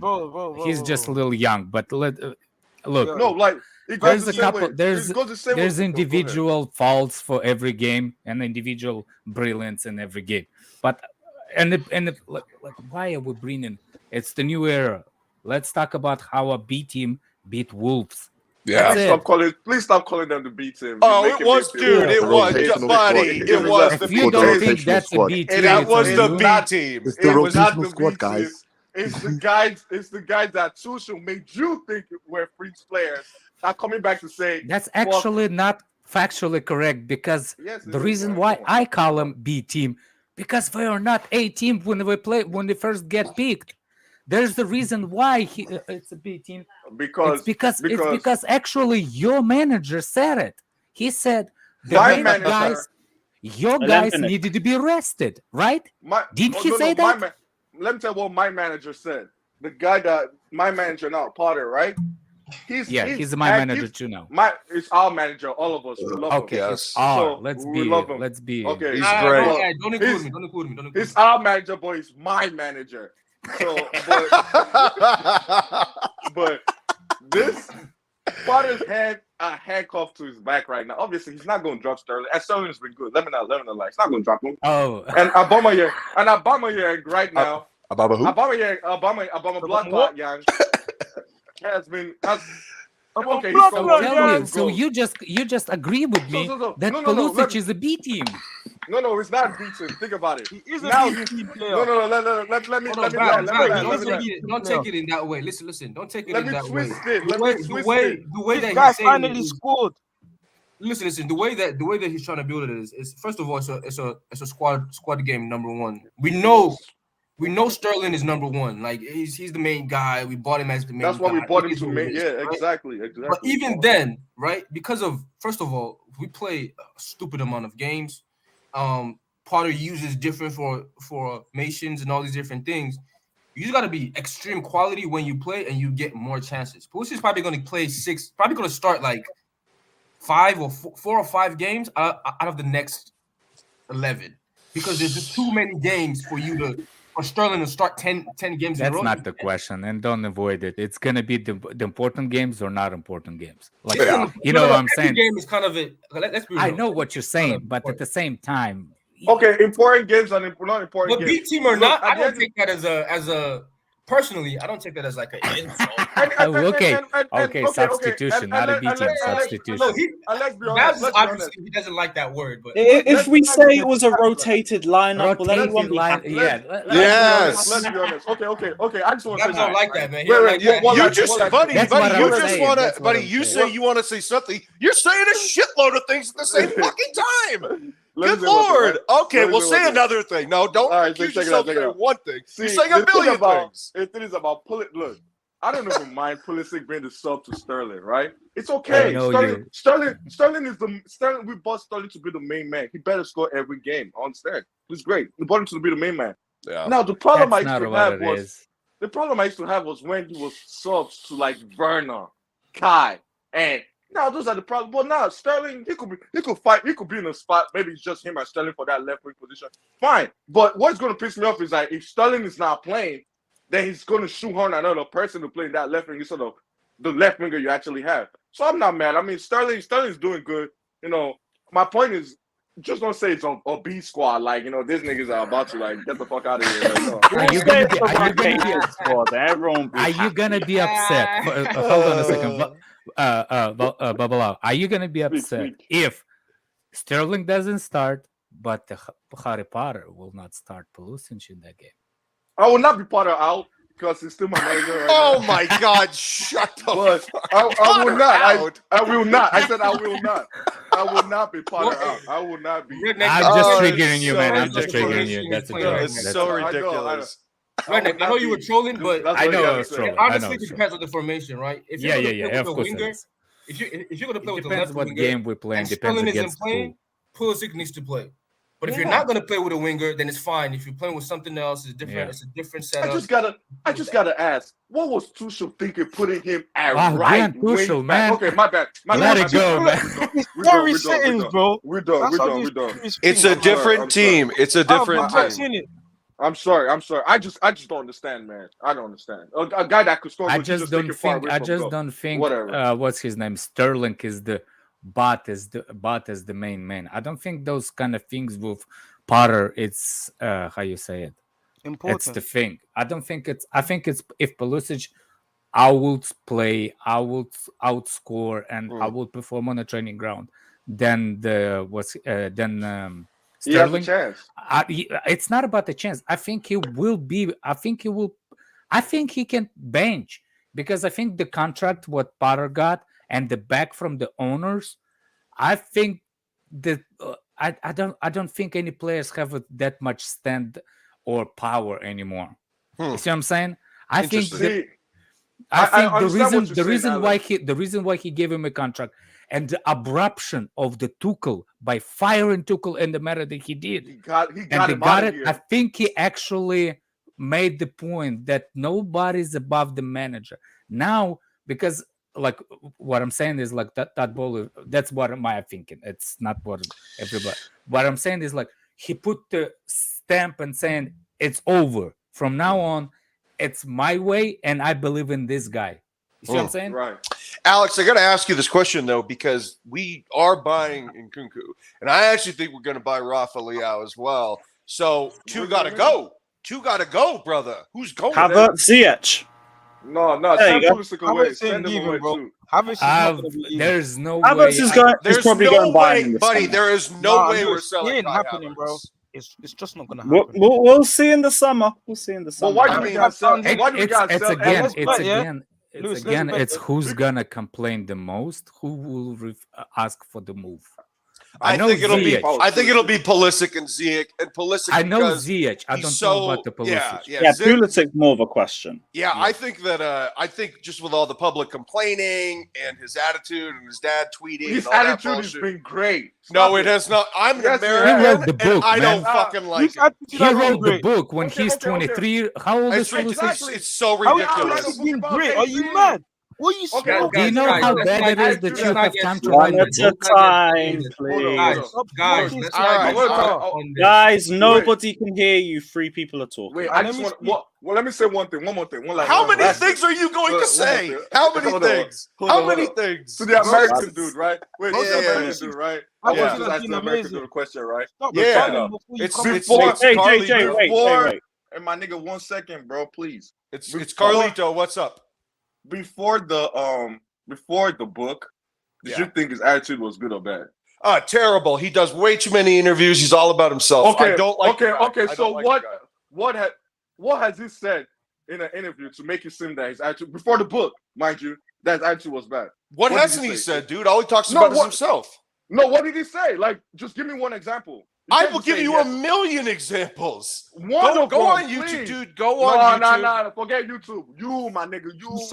He said London is red. I can just give me. I can give me help one you example. with one of them. Remember Please, when Alex. Lampard was not playing? Yeah. He's exactly right. Yeah, the And what guy did he talks say? about himself all the time. He he complains said- all the time about What did not he say? playing. He complains all the time complains a about lot. not playing. Complaints to who? What has he publicly to the media? That shit should be kept in-house. That is cap. That is not cap. That's a fact. He I complained have no about idea what it to cap the is. manager. That's stupid fucking slang. No, check it out. It's stupid for you. It's not a stupid. All right. Fair enough. Look, I just don't like him. I think my bad. Look, I just think he's got a really bad attitude. I think he's about himself. I don't think he's about the team. I think he has to be one of the best attitudes for me. And this is not biased, right? This is not biased. Fine. No, I swear to God, it's not biased. It's just me saying the truth. Like his attitude, look, right? You guys might think you guys love the status quo, a robot, a guy that just shut up and dribble. That's what you guys want. Oh my God! This is the new era of players. Guys like the greats, Lukaku. He pioneered. He's trolling you guys, man. He's trolling you guys. He pioneered look, man. Why are you laughing, bro? Relax. Let me laugh. I wish he would just shut up and dribble. Lukaku pioneered something different for this club. He made players have more confidence in themselves to speak how they feel. Babs, you gotta stop, bro. You gotta stop. I mean, brother, what is going on? Lukaku was right about Chelsea's system and Tuchel bando. Exactly. You have to give him that. Hold on. But the one thing that we all have to agree on is this. Like with Havertz, with Pulisic, with all these guys, if they're great for us and we can actually keep them, that's better. Because if we have to spend more money, if they go, they're not going to go for their actual value. Like Havertz isn't going to go for more than the 72 million we actually signed him for, right? And to replace him is going to cost a lot of money. Because in people's minds, in Kuku's coming in, right? Perfect. Yeah, he is. Who is his backup? Sterling. Havertz. What? No. Sterling starts.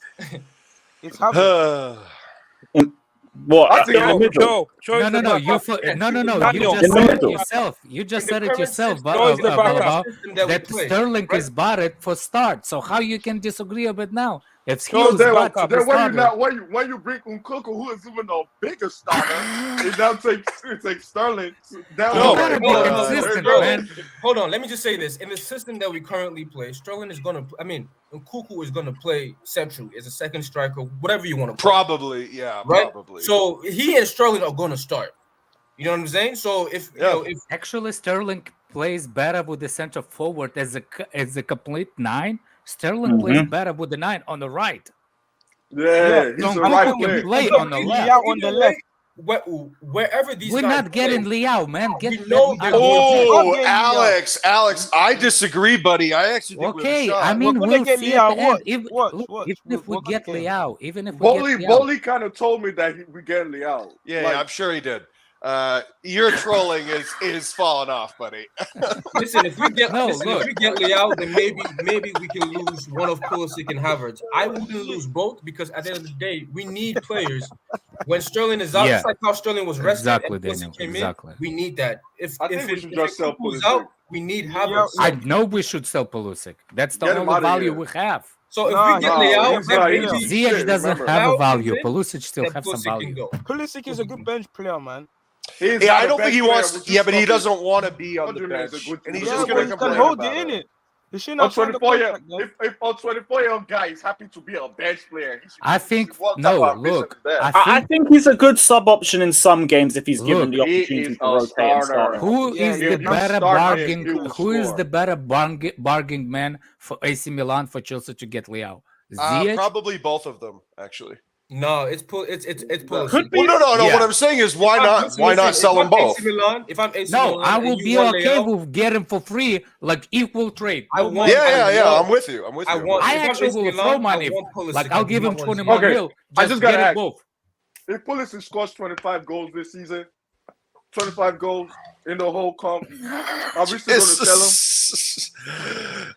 When did he ever score in any team 25 goals? I'm just saying, let's just think. If he has a breakout year that big where he scores 25 goals and is consistent, consistently, there's no reason for him to be sold. There's no reason to be sold, and there's no reason to even get Leao. Exactly. Now think about it. Think about it, right? This platform he has now at that left wing, right? If God forbid, Sterling gets hurt. God forbid, I'm not wishing he does. I swear I'm not. I'm not wishing Sterling gets hurt. If God forbid Sterling gets hurt and Pulisic now comes in and is scoring, will have to go back to the previous manager. I'm not going to mention his name for ruining him and not getting the best out of him that we knew he had already. So the point is, I think Pulisic could score up to like 15 goals this season, even up to 20, if he plays regularly. Let me not lie. Okay, let's say 10 goals. Let's go back to 10 goals. You 10 goals. You lost yourself in the middle Dude, of the you are confusing yourself. 10 goals. 10 goals. 10 goals. If you score 10 goals. He thought about it. He said, "Hell no." Lewis, you gotta put a pitch count on this guy. You gotta put a pitch count on this guy, bro. Oh my god, we would have broken it, bro. So I mean, 10 goals, not 25. How do you go for 25 If he goes for 10 goals, he still can go to AC Milan. All right, 15. London Cowboys, I love it. Listen, by the way, where you get this rumor that the Chelsea he wants to change us into the Cowboys name? It's the same thing with the 4-4-3. It's all. There was some satire news article that everyone thought was legit. It's like the Onion or something. You know, nobody can change Chelsea's name. You have to be. It's a pitch owner. You can't. Pitch owners, yeah. Pitch owners, dude. Like when you do stuff, just like use your couple of proteins in your brain. That would only happen. It would only happen if Boehly took Chelsea out of Stamford Bridge, because then Lewis, can you imagine the press release? Can you imagine the press release? Can you imagine the press release that the Chelsea supporters trust would release? It's abominable. It's all this bullshit dramatic language. This guy's complaining about everything. I'm a Cowboy fan, and as much as I'm suffering right now as an NFL Cowboy fan, I don't want to be another. The Cowboys are doing good. The Cowboys Cooper Rush, bro. Cooper Rush. I don't. Still, it's the same owner, man. It's the same owner. That old Jerry man. Jones? Yeah. The guy. Anyway, that's not NFL. Bro, Jerry Jones made Cowboys the richest team in the world. So you gotta be happy. Yeah, but he also made them not winning shit. Hey, you're popular, man. That's what that matters. It's not true. That's not true. I'm kidding, but like. Well, I mean, let's not talk about the NFL, but like, really, I love the name Chelsea. I don't think we should ever even change that name. We're not. That's honestly, I love Stamford Bridge. Come on, you know that. No, there are actually 50 million piece of land for sale right beside next to Stamford Bridge that Boehly entered into negotiation. I retweeted yesterday. There's a land. Yeah, well, there's a 50 mil price, but it's a bidding war between it. Now starts, and Boehly is interested in because there's not a lot of land around Stamford Bridge that goes. Yeah, for we sale. gotta expand that. We gotta extend it. Otherwise, we can't. I think they know that. There was by the way, does anybody actually have any hint of who's the biggest sports? What's the name? The shirt name? The ad thing that apparently is the biggest contract that Premier League ever seen. Any Premier League team's ever seen. Liverpool. Is this for setting us? up. Is this for us? Yes. Okay. Boehly. Apparently, there's a rumor that Boehly. Apparently, who? I remember everybody crying. That Igali guy, the other billionaire. The Saudi. Man, he's a mafioso, man. I like that. Yeah, I know that. He don't say shit. He's in every picture. Yes. Yeah, I think Alex. I think that he's gonna get us a lot of money, man. Yeah, well, this is what I think. I think that outside of transfers and tickets at the gate, Boehly is actually looking at a lot of different ways and untapped resources for revenue. I mean, we're going to get so many more sponsors. We're going to find so many more interesting ways to make money. We're going to be able to fund all these transfer ambitions. We're going to be able to fund them. Oh, 100%. Yeah, Daniel. That's why all those guys. Sorry, welcome to the mafia, man. Go ahead. Daniel, if you read the interview, if there is a specific interview, I know we didn't want to bring the Tuchel up, but it is a specific interview. That guy that you said that the second guy that in every picture, yeah, that's the guy that got pissed off with what's his name? Not Boehly. That's the guy that got pissed off with Tuchel. At that interview, if you read the interview, that's the guy that got pissed off. Oh, Jonathan Goldstein? It's Goldstein. No, not Goldstein. No, there's some Middle Eastern guy. Okay, gotcha.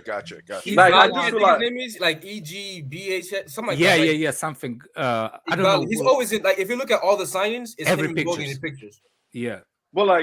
see, that just goes for like those guys that were crying. And he's richer than Boehly. He has more stock in the influence.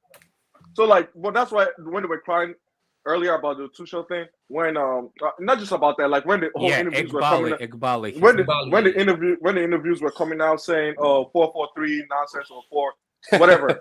Like when those interviews were coming out saying, "Oh, does he know what he's doing?" Boehly does not. I kept saying this, like, no disrespect to Abramovich, great for us, 20 years, right? But I feel like Boehly, the heights Boehly's going to take us will be like something we've never seen before with Chelsea. I just think it's going to be crazy. I feel like no disrespect is coming again. No disrespect. No, I actually love Abramovich. I swear to God, I do. But I mean, Tuchel. No disrespect. No disrespect. Let me say something. This guy. I like it. I like it. But I swear to God, Boehly and the Disney owners are gonna make Chelsea very, very, very, very great. I just have a feeling about that. Yeah, I agree with you. I think his track record is impeccable, man. Look at the Dodgers. They've been the best team in the MLB for 10 years. Like this guy is a winner. He's gonna do what it takes. And if that includes throwing money at a problem to make the problem go away, he'll do it. Right. That's the one thing we know it's not going to be a problem, and that's probably what that's the biggest part of like the fan base that was scared about was he's going to come in, he's not going to spend, he's going to take money from us. We're not Manchester United. Like it's not. Well, he can't. He can't. Not for 10 years. And also he wants to build us to a point where if he is taking money, it doesn't matter. You know what I'm saying? Like once we're a team that's making that is making an obscene amount of revenue. I don't give a shit if the owner is taking money from the club. As long as you're consistently investing the right way into the club and buying the players that we need and have things set up. It doesn't like people complain about Manchester United, but it's just them being it's just them picking something that they are bankers. They spend much money. Bankers, that's why. And they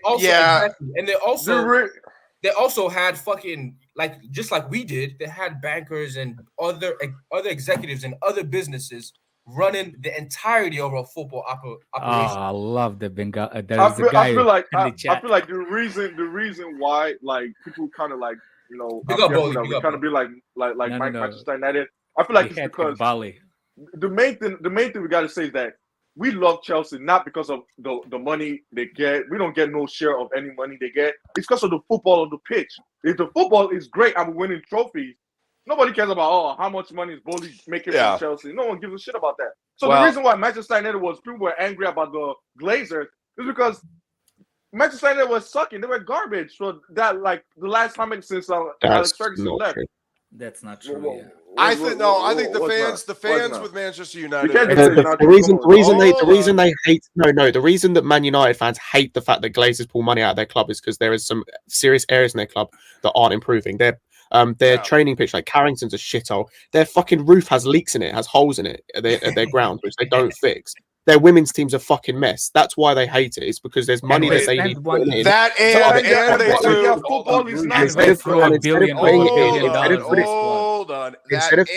Instead of putting it in, they take it out. It's not the fact of like, oh, the football shit, they're not doing well. No, it's because there's serious parts of their infrastructure which is failing, and instead of improving it, they're using that same money for their own pockets.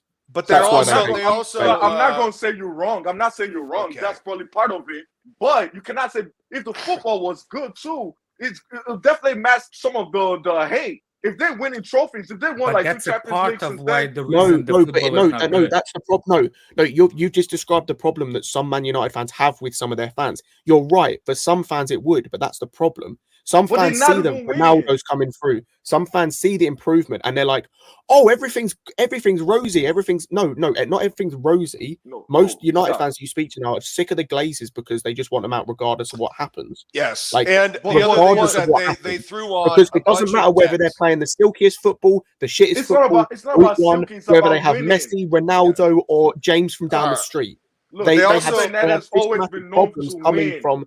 They have systematic problems that the Glazers are causing, regardless of whether the football is shit, good, rather they have someone on 20 grand or 100 grand or 200 grand. And that's fair. That's fair. That's a fair reason for fans to be upset. Because sometimes from the outside looking in, I'm just looking at transfers and I'm like, yo, they spend a ridiculous amount on transfers.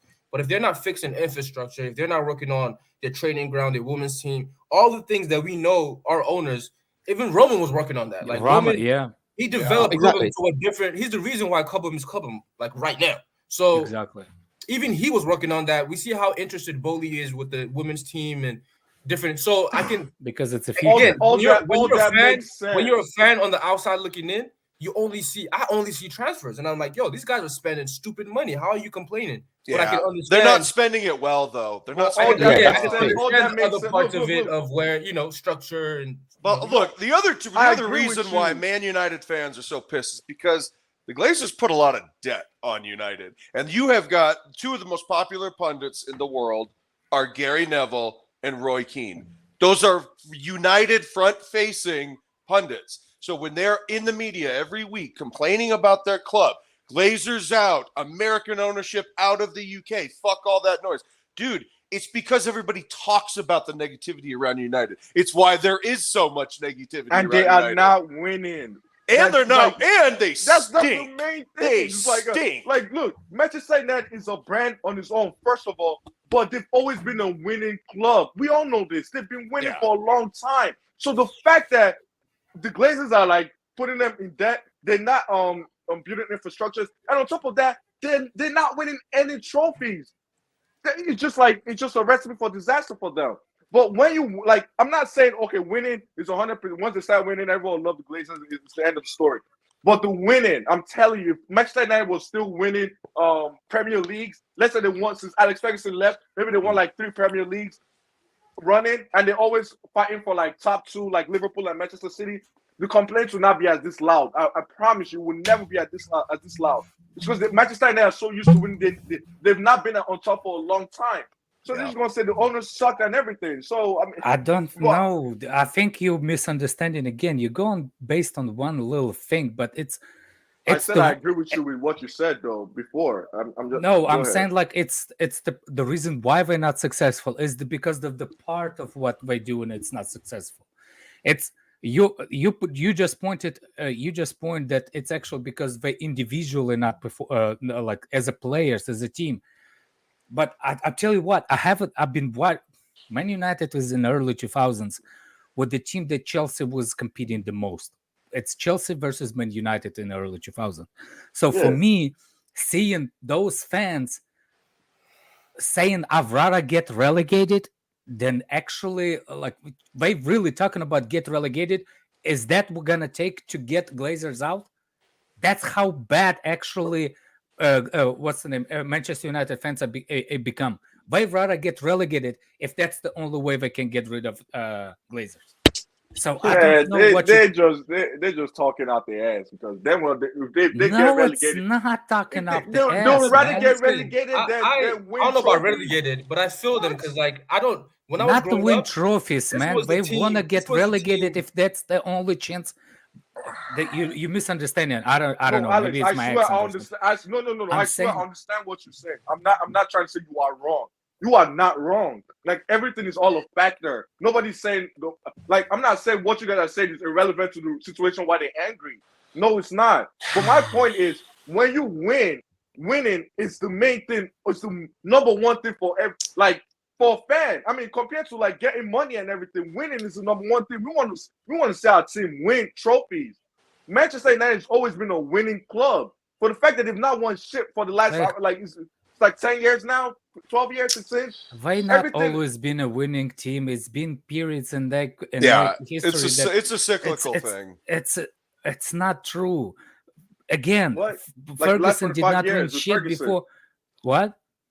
Ferguson's time, bro. I'm talking from Ferguson. Ferguson's time was 20 years. It's a long time. Yeah, but they've been dining out on that decade. Yeah, but for before that, he wasn't winning. It's not like he came and just started winning. Yeah, he almost got fired. Yes. Bro, okay, after the first 3 seasons, I get it. After the first 4 seasons, then he stayed winning. Well, the Premier League. Wait, Ferguson came in 85, right? Around 1985 was when he came to Manchester United. And I know he came in the 80s, but in the 80s. So in the 80s, they were not winning. But as soon as the Premier League formed, the Premier League as we know right now formed, the winning started. It just took off. So I'm not. Look, I agree with you. I'm not saying you are wrong. The infrastructure definitely, the training pitch definitely. I feel like no disrespect is coming again. No. I'm not. Yes. Yes. Let him say something though. Let him say one thing though. That's only a Tuchel. That's only for Tuchel. No, I think Manchester United fans feel that their owners don't care. And, you see all these protests and you think the owners, to them, it's a bank. To them, it's just another toy. And the fans feel like they don't give a shit. And I hate to break it to you. The owners do not give a fuck about the fans, especially at that club. They do not care. They do not care. Can we talk about Chelsea, actually? Yes, please. Please. Seriously, fuck them, dude. Fuck them. I kind of seen that. Appreciate the donation as well. We have gone past the whole situation, but I don't think you'll ever come around again. But appreciate the donation, and that's another 2 lottery tickets. Anyone got anything else they want to bring up about Chelsea or the game? Yeah, I thought Conor Gallagher met the moment. I thought he was amazing, brilliant. I actually want to bring what's his name, Chalobah too. Great. Yeah, no shit. Chalobah too. Chalobah was one. I found a lot of hate. Hey, slight no. Chalobah on the ball. He is clear of Fofana. I'm sorry. No. Oh, you're talking about when going forward. Yeah, he's better than. Yes, he is. Carrying, not talking about defensive and that. Carrying the ball. I didn't say he was a better player, Carlito. Yeah. That's okay. It's fair. No. That's fair. Even in terms of the switches, Fofana is not good at switching the ball. And first of all, Chalobah Fofana is a better defender. For sure. That's the one thing. What Daniel said is, because the way actual manager wants us to play is, if we play in 3 at the back, those 2 on the right, on the left have to be a better progressively played center backs. They have to be able to go forward a little bit and help, so we can become. That's how actually Tuchel, but we're not going to that situation. And three, center back staying in the middle, does not move whatsoever. But those 2 on the right, if they can be playing center backs, the way we have Cucurella as a center back, he can be and stay as a left back. That means that we can switch from 3 at the back to 2 at the back in a matter of minutes when we're going forward. That's what he wants. So what Daniel was saying is, he actually is better than Fofana going forward, carrying the ball in those situations. And I 100% agree with you on that. I just respectfully disagree. I think Chalobah had a good game, but that does not make a career. I think he's actually very awkward on the ball. But that's me. That's my opinion. No. It's fine. He's a little bit, but so is Fofana. From what? Listen, I'm just going by what I've seen, and it's not an agenda. It's not. He's 20 years old. It's going to get better. Yeah, 166 likes, guys. Come on, up the likes. Hey, that is terrible. We've been live for nearly 3 hours. We haven't been talking about Chelsea. We've been talking about Tuchel. Well, up the likes, man. No. You've been talking about Tuchel. We had to stay on topic. We never do that. I did not bring Tuchel up just to slander him. Oh, yes, you did. Either way, yesterday was the worst day for anybody who has an agenda on any player. Because if you have an agenda on Kovacic, he got an assist. You have an agenda on Mount, he got 2. Pulisic scored, Havertz scored, and we had a clean sheet. So, listen, man, it was just a good game. I'm just happy for one. It's just 6 months since we had a good game. I'm just happy that beat the team. That's all. Yeah, me too. And for us Mount haters, for us Mason Mount haters, yesterday was brutal. It was totally brutal. Like Poirot's formation, which I feel like it's crazy because it's a 3-5-2. Wait. It's really not. It's not. It's so. 4-2-3-1 and 3-5-2. He's switching out. So it's weird. Like sometimes we could go from a back 3 to a back 2 because Cucurella has that license to push up, right? So in a sense that you could say, oh, the person that plays on the left wing plays left wing back, but they really don't, because Cucurella is like a hybrid left center back and a left wing back. It's like a hybrid, you know what I mean? So like our formation is always kind of lopsided in a sense. So It's funny, but we are more stronger on the right side than the left side. Yeah, we are strong because of James. I mean, when James plays, Ashley played good yesterday. Don't get me wrong, but just the fact we go through James a lot because obviously he's a superstar. He's a superstar of our team. Unbelievable player. So yeah, so we go through James a lot, right? So, but that should free up the guy that is on the left wing more to be able to get one-on-one with the fullbacks a lot. So, but the other problem is like Sterling. When you put Sterling on the left, he usually doesn't like staying on the left so much. He kind of goes really centrally. He free roams a lot. Or like so you put Pulisic there, he's going to stay on that left side. So he could probably find more one-on-one play against the fullback. But like the formation we play is just so. I love how flexible it is, man. My manager is like, man, he's good. He's really good, huh? Yeah. I love Potter, man. I love his attitude. I love his style. I love his football. It's more vertical. And he's doing yoga. He's doing yoga, bro. He's doing yoga. No, man, you didn't even read the interview well. The Jorginho is the one that doing yoga, not he's him. talking. No, he's talking about. No, that's what I'm saying. Jorginho is doing yoga, bro. He's going to make it more flexible. Then he could probably run faster. Fuck, man. Here we go. Alex, I don't need him to be a flexible man. Hater. You are a notorious Jorginho hater. So no, I give him a props. He played better yesterday going forward. He's more direct. It's fine, but you cannot forget that he's non-existent in the transition backwards. Could we see Zakaria or Zakaria? What in the hell is going on with this? Zakaria, what's going on? I just want to see the guy play. That's it. Me too. We all do. Like honestly, I just want to see if he's a better like a destroyer type player. Yeah. I know he probably isn't, but I just want to see. Maybe because he's not a destroyer. Maybe because he was 8, as the actual people are saying that he was actual 8. Maybe he's an 8. But maybe if he's, I want to just see like in transition, what is he going to do? What is his mentality in transition? Then I'll say, okay, who is he fighting for a spot? Like what player is he fighting against for a spot? Or competing against for a spot? Because maybe right now, we'll see him in the C team when we play a league game or something. Hey, Lewis, Chukwemeka is good. Lewis, you've got sources in Chelsea. What's the word? No, well, I think you have a couple. What is the word on Zakaria? I mean, is there anything that you've heard as to why he has not featured at all? I ain't even seen him, bro. I don't know. It just screams Sal 2.0. Daniel is about to drop a source. My source told me it's trash, man. Listen, there's no other reason. He sucks. And he sucks in training too. So what do you guys want? Like, no, but I'd like to make my own discernment as to whether or not he sucks. Listen, you would have to go to training, watch him get ragdolled by youth players, and then realize, you know what? Why he's not even getting a chance. You know what's funny? It's wild. I love the manager. I love what he does, but you don't trust him. Why he's not playing him? Yeah, I gotta add. That's funny as hell, bro. Like, listen, man. A new manager comes in. He plays Aspie. He plays everybody. He's giving everyone a chance. Even Chukwemeka's played. This guy he sucks. I'm sorry. We have to be honest. But we got Fabrizio's tweeted about Zakaria, by the way, saying he's not played a single minute with Chelsea as of now. He's in a difficult position as Tuchel wants him while Juve had him in consideration. But with Potter, 0 minutes, and he's not even on the bench. It will be discussed soon.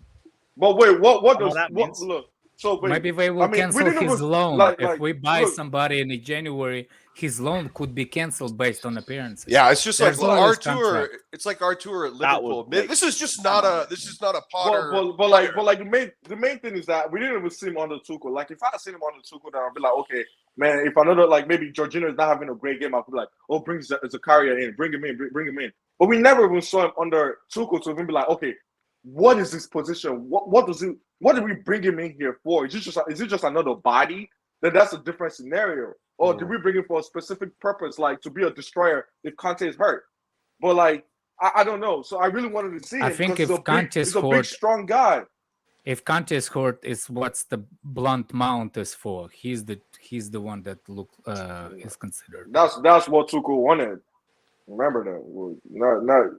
No, that's what actually I think that a lot of managers do think Gallagher is the replacement for Kante. No way. Those managers. That was just Tuchel, wasn't it? That was just Tuchel, man, because like Kante is just a special. He's great at pressing. He's very aggressive, but all that is effective higher up in the pitch. Higher up the field. That I'm not saying I agree with it, but Kante I'm saying is that a defensive anomaly. Like anywhere. Yes, that's what I'm saying. He's just it's like Kante in his prime. He's a different type of player. He's just a special kind. Like that's why all this everybody's talking about replacing him. Like it's going to be so easy. Watch once Kante comes back, we're going to be even way better. I just want to see how Kante fits in this Potter system and everything. Because man, the reason why Kante is always asking for more money, or like how he's doing his contracts and everything, because he has numbers to show that when he plays, we win. We win more games he plays than when he doesn't. So he has like a high leverage. I just can't wait till I see him. And like we forget how good this guy is on his day. Like when PhD, and Alex, this is a question for both of you. Do you think we will re-sign him? Because I feel that Chelsea has a problem with his availability. That he does not play. He misses half of the games, and that is a problem. Do you think that we will re-sign him? He doesn't want to sign. Kante. Oh, I don't know. But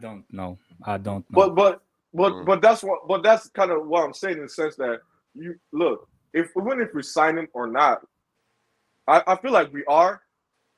If he stays if he comes back, like look, if this is his last injury for the season, which is knock on wood, probably not. I hope it is. But if he comes in and he takes us to another level, I swear I know they're going to resign him because I think there's always games for Kante. There's games for Kante.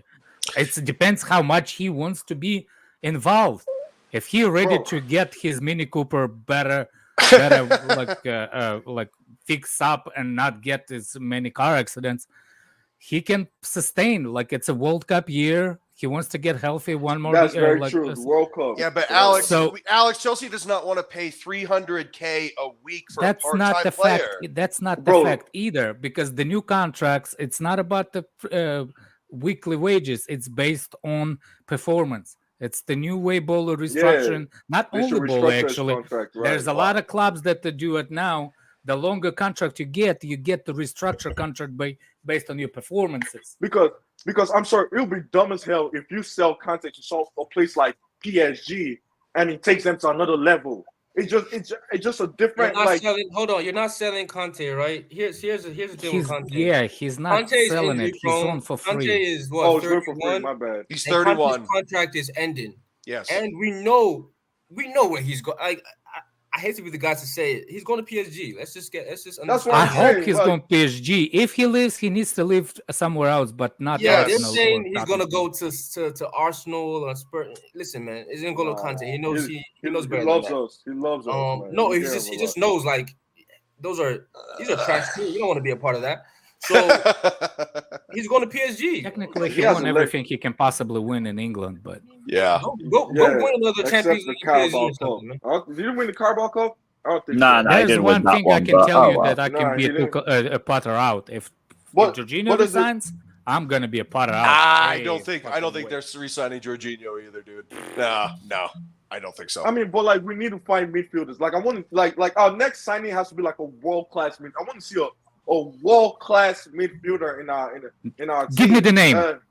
I don't know. I mean, I'm not a scout. I mean, what you talking about? Like, I'm not out there like looking at numbers and metrics and statistics. But the guys that are doing it, we need someone that's either a world-class world-class sentence is such a okay, Alex. Teenage sentence, man. When I say world-class, I actually mean like in the sense of how you could mold a talent too. Yeah, with no disrespect to that one, but yeah. It doesn't have to be like, okay, go out and find what's this guy's name? Rice. How about Rice?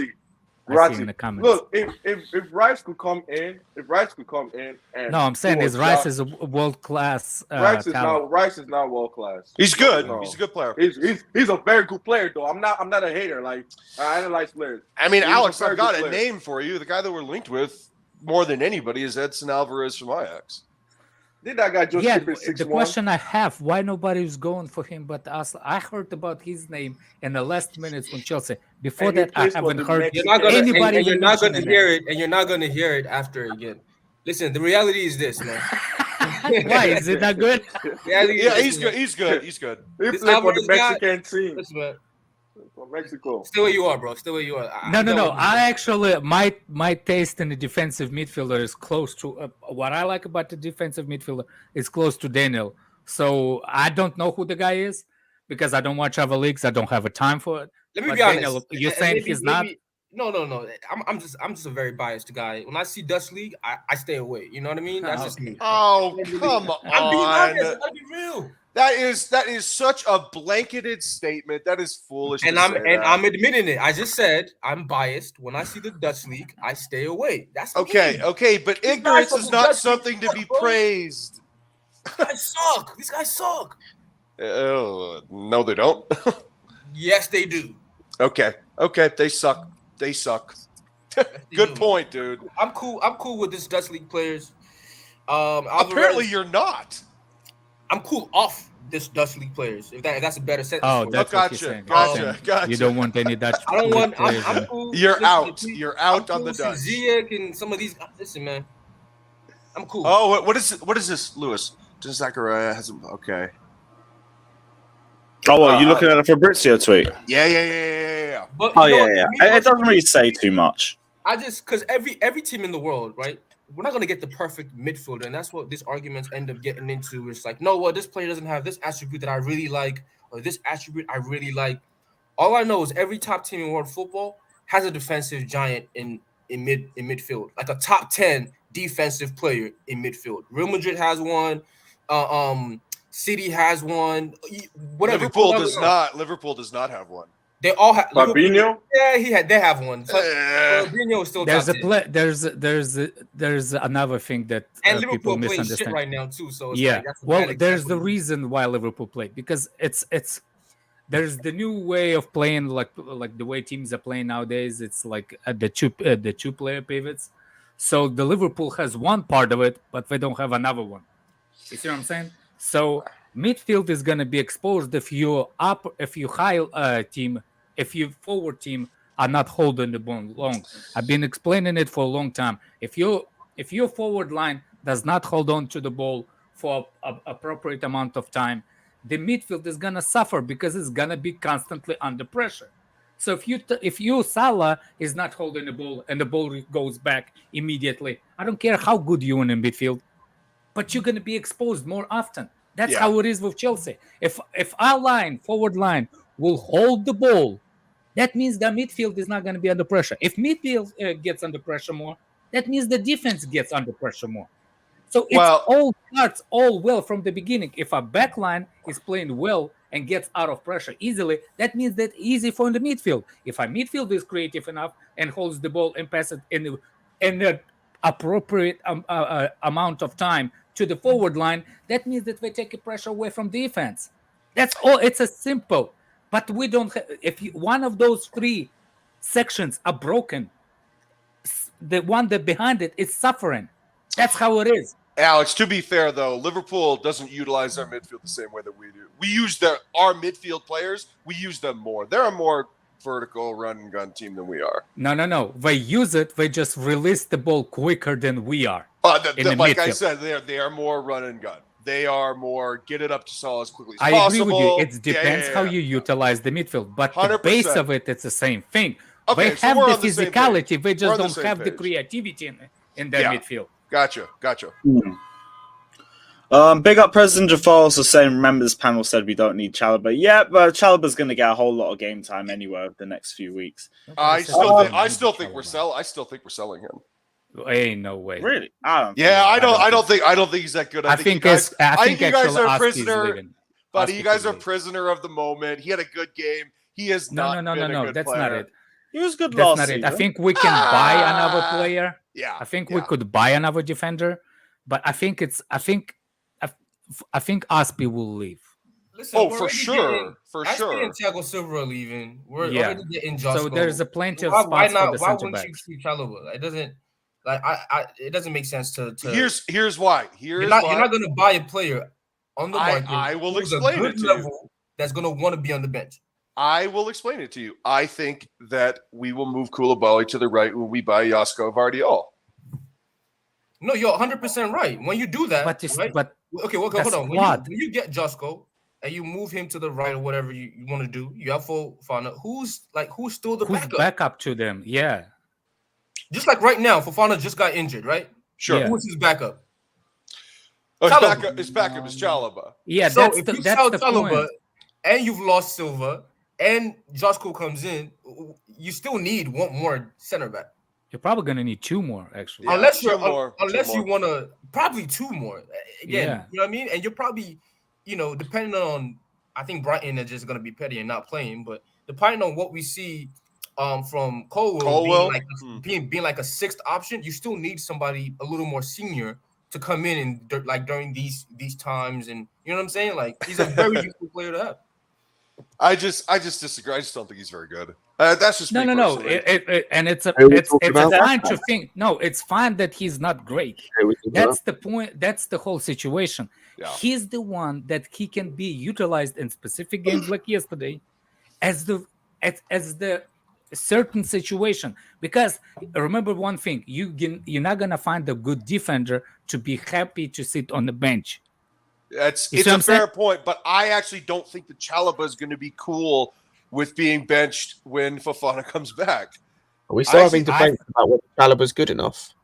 He's really? I don't think he is. No. He's more than good enough. He's more than good enough. It's a crazy thing to even say. Like, if he was of the same quality as Fofana. Sorry. Can I just point out? Sorry, I have to interrupt Daniel, and I'm sorry I have to bring this up again because this must be about the third stream I brought this up. He kept one of our starting centre backs out for half of last season. You're not good if that happens. Like, that just doesn't happen with anyone. He was good enough to keep one of our starting centre backs out from last season for at least half. Who are you referring to? Christensen. Oh well, Christensen also had the bubble guts every game, so that's why he wasn't playing. Hey, like, we can't criticize stomach aches and everything, man. Come on. For the first half of the season, he didn't. Chalobah is more than good enough. He's come in plenty of times and shown he's more than good enough. For a squad option as well, he's more than good enough to be sitting on the bench and coming into games when you need to rotate or when there is an injury. He's more than good enough. You're not okay. Then why was he asking for a loan if you think he's cool sitting on the bench? I don't think he's cool with it at all. Because it's about game time. It's about he didn't even get game time under Tuchel. That was why. It's because he got nothing. He wasn't even on the bench at times. Mm-hmm. Whereas Aspi was playing. Whereas now he is playing. Now he's getting a chance under. He is only playing because Fofana got injured. That is the truth. Nobody's disagree with you on that. Fair enough. That's the thing. I see him as a good squad player for us. Exactly. But if he is as ambitious as I think he is, I just don't think he wants to be a squad player. And I don't think he's good enough to... He was willing to play under any position for 2. So you're saying he's the reason why he wants... because I think that he wants to be a starter, a real starter, and he's not good enough to be a real starter. So I think he wants to leave. We could have said the same about... A lot of us, including me, did say the same about Loftus-Cheek. He stayed. Yeah, plays well. To be fair, he's been playing great. Is one thing, right? I think Chalobah really wants to be part of the squad. We saw what happened last year. After like the half of the season, Tuchel basically iced him out. He didn't play again. He wasn't using him, so obviously he would want to leave. And even in the summer, up until Aspi re-signed his contract, you didn't hear a single noise about him. I want to leave. When you heard about Broha, you heard it about several other players who were like, I want to leave. Then you heard it after Aspi re-signed and obviously was playing. So I think he just feels like there's no way I should be behind Aspi. Like as long as and he shouldn't. As long as I'm the backup choice and I can get those, because if you're the backup center back, you're gonna get a lot of minutes. That's just the way it is. We play 3 center backs. Yeah, because I was gonna say, especially when considering 2 of our center backs are over 30 and one's 38, like he's gonna get game time. Yeah, and Fofana is probably not going to. I feel like he's not going to get over his injuries fully, like till he's in his mid-20s. So you're going to need someone like Chalobah all the way through, because this happened to Varane, right? Varane was injured for the first 2-3, not injured, but like injured off and on for the first 2-3 years of his career, and they had to have someone. Well, there's a That's the reason why you actually have more center backs, because that's a higher risk of injuries in the teams than, for example, specific positions. You always pack on the center backs because center backs are higher risk of getting injured. So it's the way you build the squad. Squad is 25 players, and if you look at it, there's more defensive minded players than anything else because of the injury. So, I mean, like, look, it's a preferences. It's individual preferences. That's it. I see what he's saying. The way Chalobah is running, it looks like a freaking what's his name? Oh, it's so awkward. It's so awkward, but man. He does the job. So I'm just like, look, if I'm forced to see Jorginho run. So let's I knew that was coming. Big up Ace Ready with the super chat as well. Appreciate that. We're gonna wrap up now anyway, though, because I can't lie. I desperately need a lie down. But big up everybody that's locked in. We should be back later tonight for Shameless FC. Although I did deep that Everton's a late kickoff, so I mean the late kickoff. So I don't know if everyone's going to be about, but we'll figure it out. Big up everyone. Like, subscribe as always.